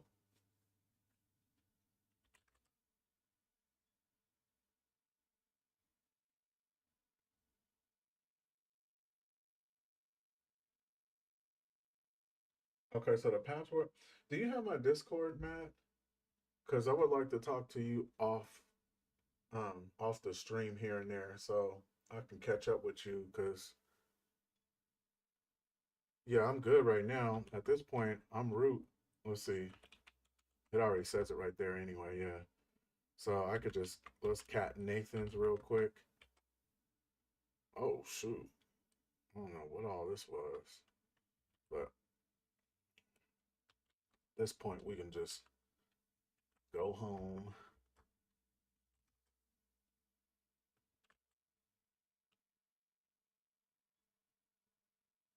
CD into Nathan? But why though? Because this one is the same as this one, I believe. I mean, the same one as we got before. Yeah, I'm root. It's because I did that script, that Python script, but I still want to know. Oh, why am I CDing I still want to know. This is not the same, or I think it is the same. So obviously this one's for right here. This one's not here. I'm about to go back and check Nathan, and it's definitely in the Nathan stuff. So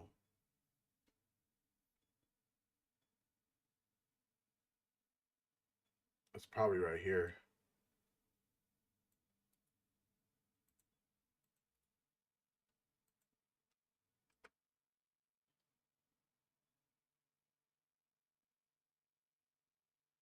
Oh, okay, yeah. I'm gonna need to send you my Discord because um let me see.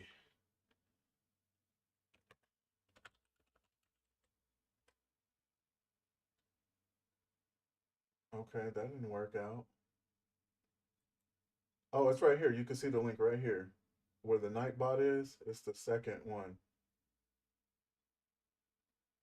There's my Twitch, there's my Discord, and there's my YouTube. But okay, so we have that.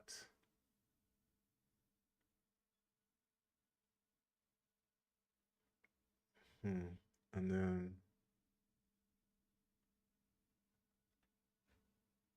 let's see. All right, I'm trying to leave this part.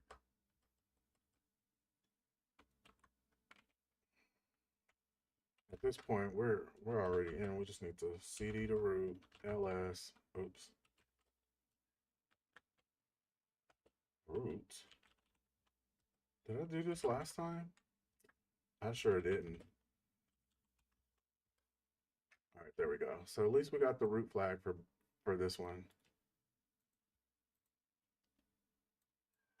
I'll just be doing random stuff here and there. But yeah. Um whew, I I want to go back and like master this one because I know it's like part of the fundamentals. Um and like I said, I'm gonna start slowing down and just not metasploiting everything and here and there though. Because we could have actually did the Metasploit route and probably would have just took us like 10 minutes to do it. I decided to, you know, get in the mud and get dirty. So thank you for, staying around and doing that. Tomorrow I plan on getting around 5 o'clock, 5 p.m. Mountain Time. Um, so hopefully, if you can, I know it's a special day for most of us, not for me. Um, or if you can't, Saturday I'll be on at 7 p.m. Okay? So, with that being said, let me go do some studying and please check out the next video that is going to come out tomorrow and and the day after. And we'll keep going through all the things I mentioned at the very beginning. Um, besides that, thank you guys for your time, and I'll see you again tomorrow.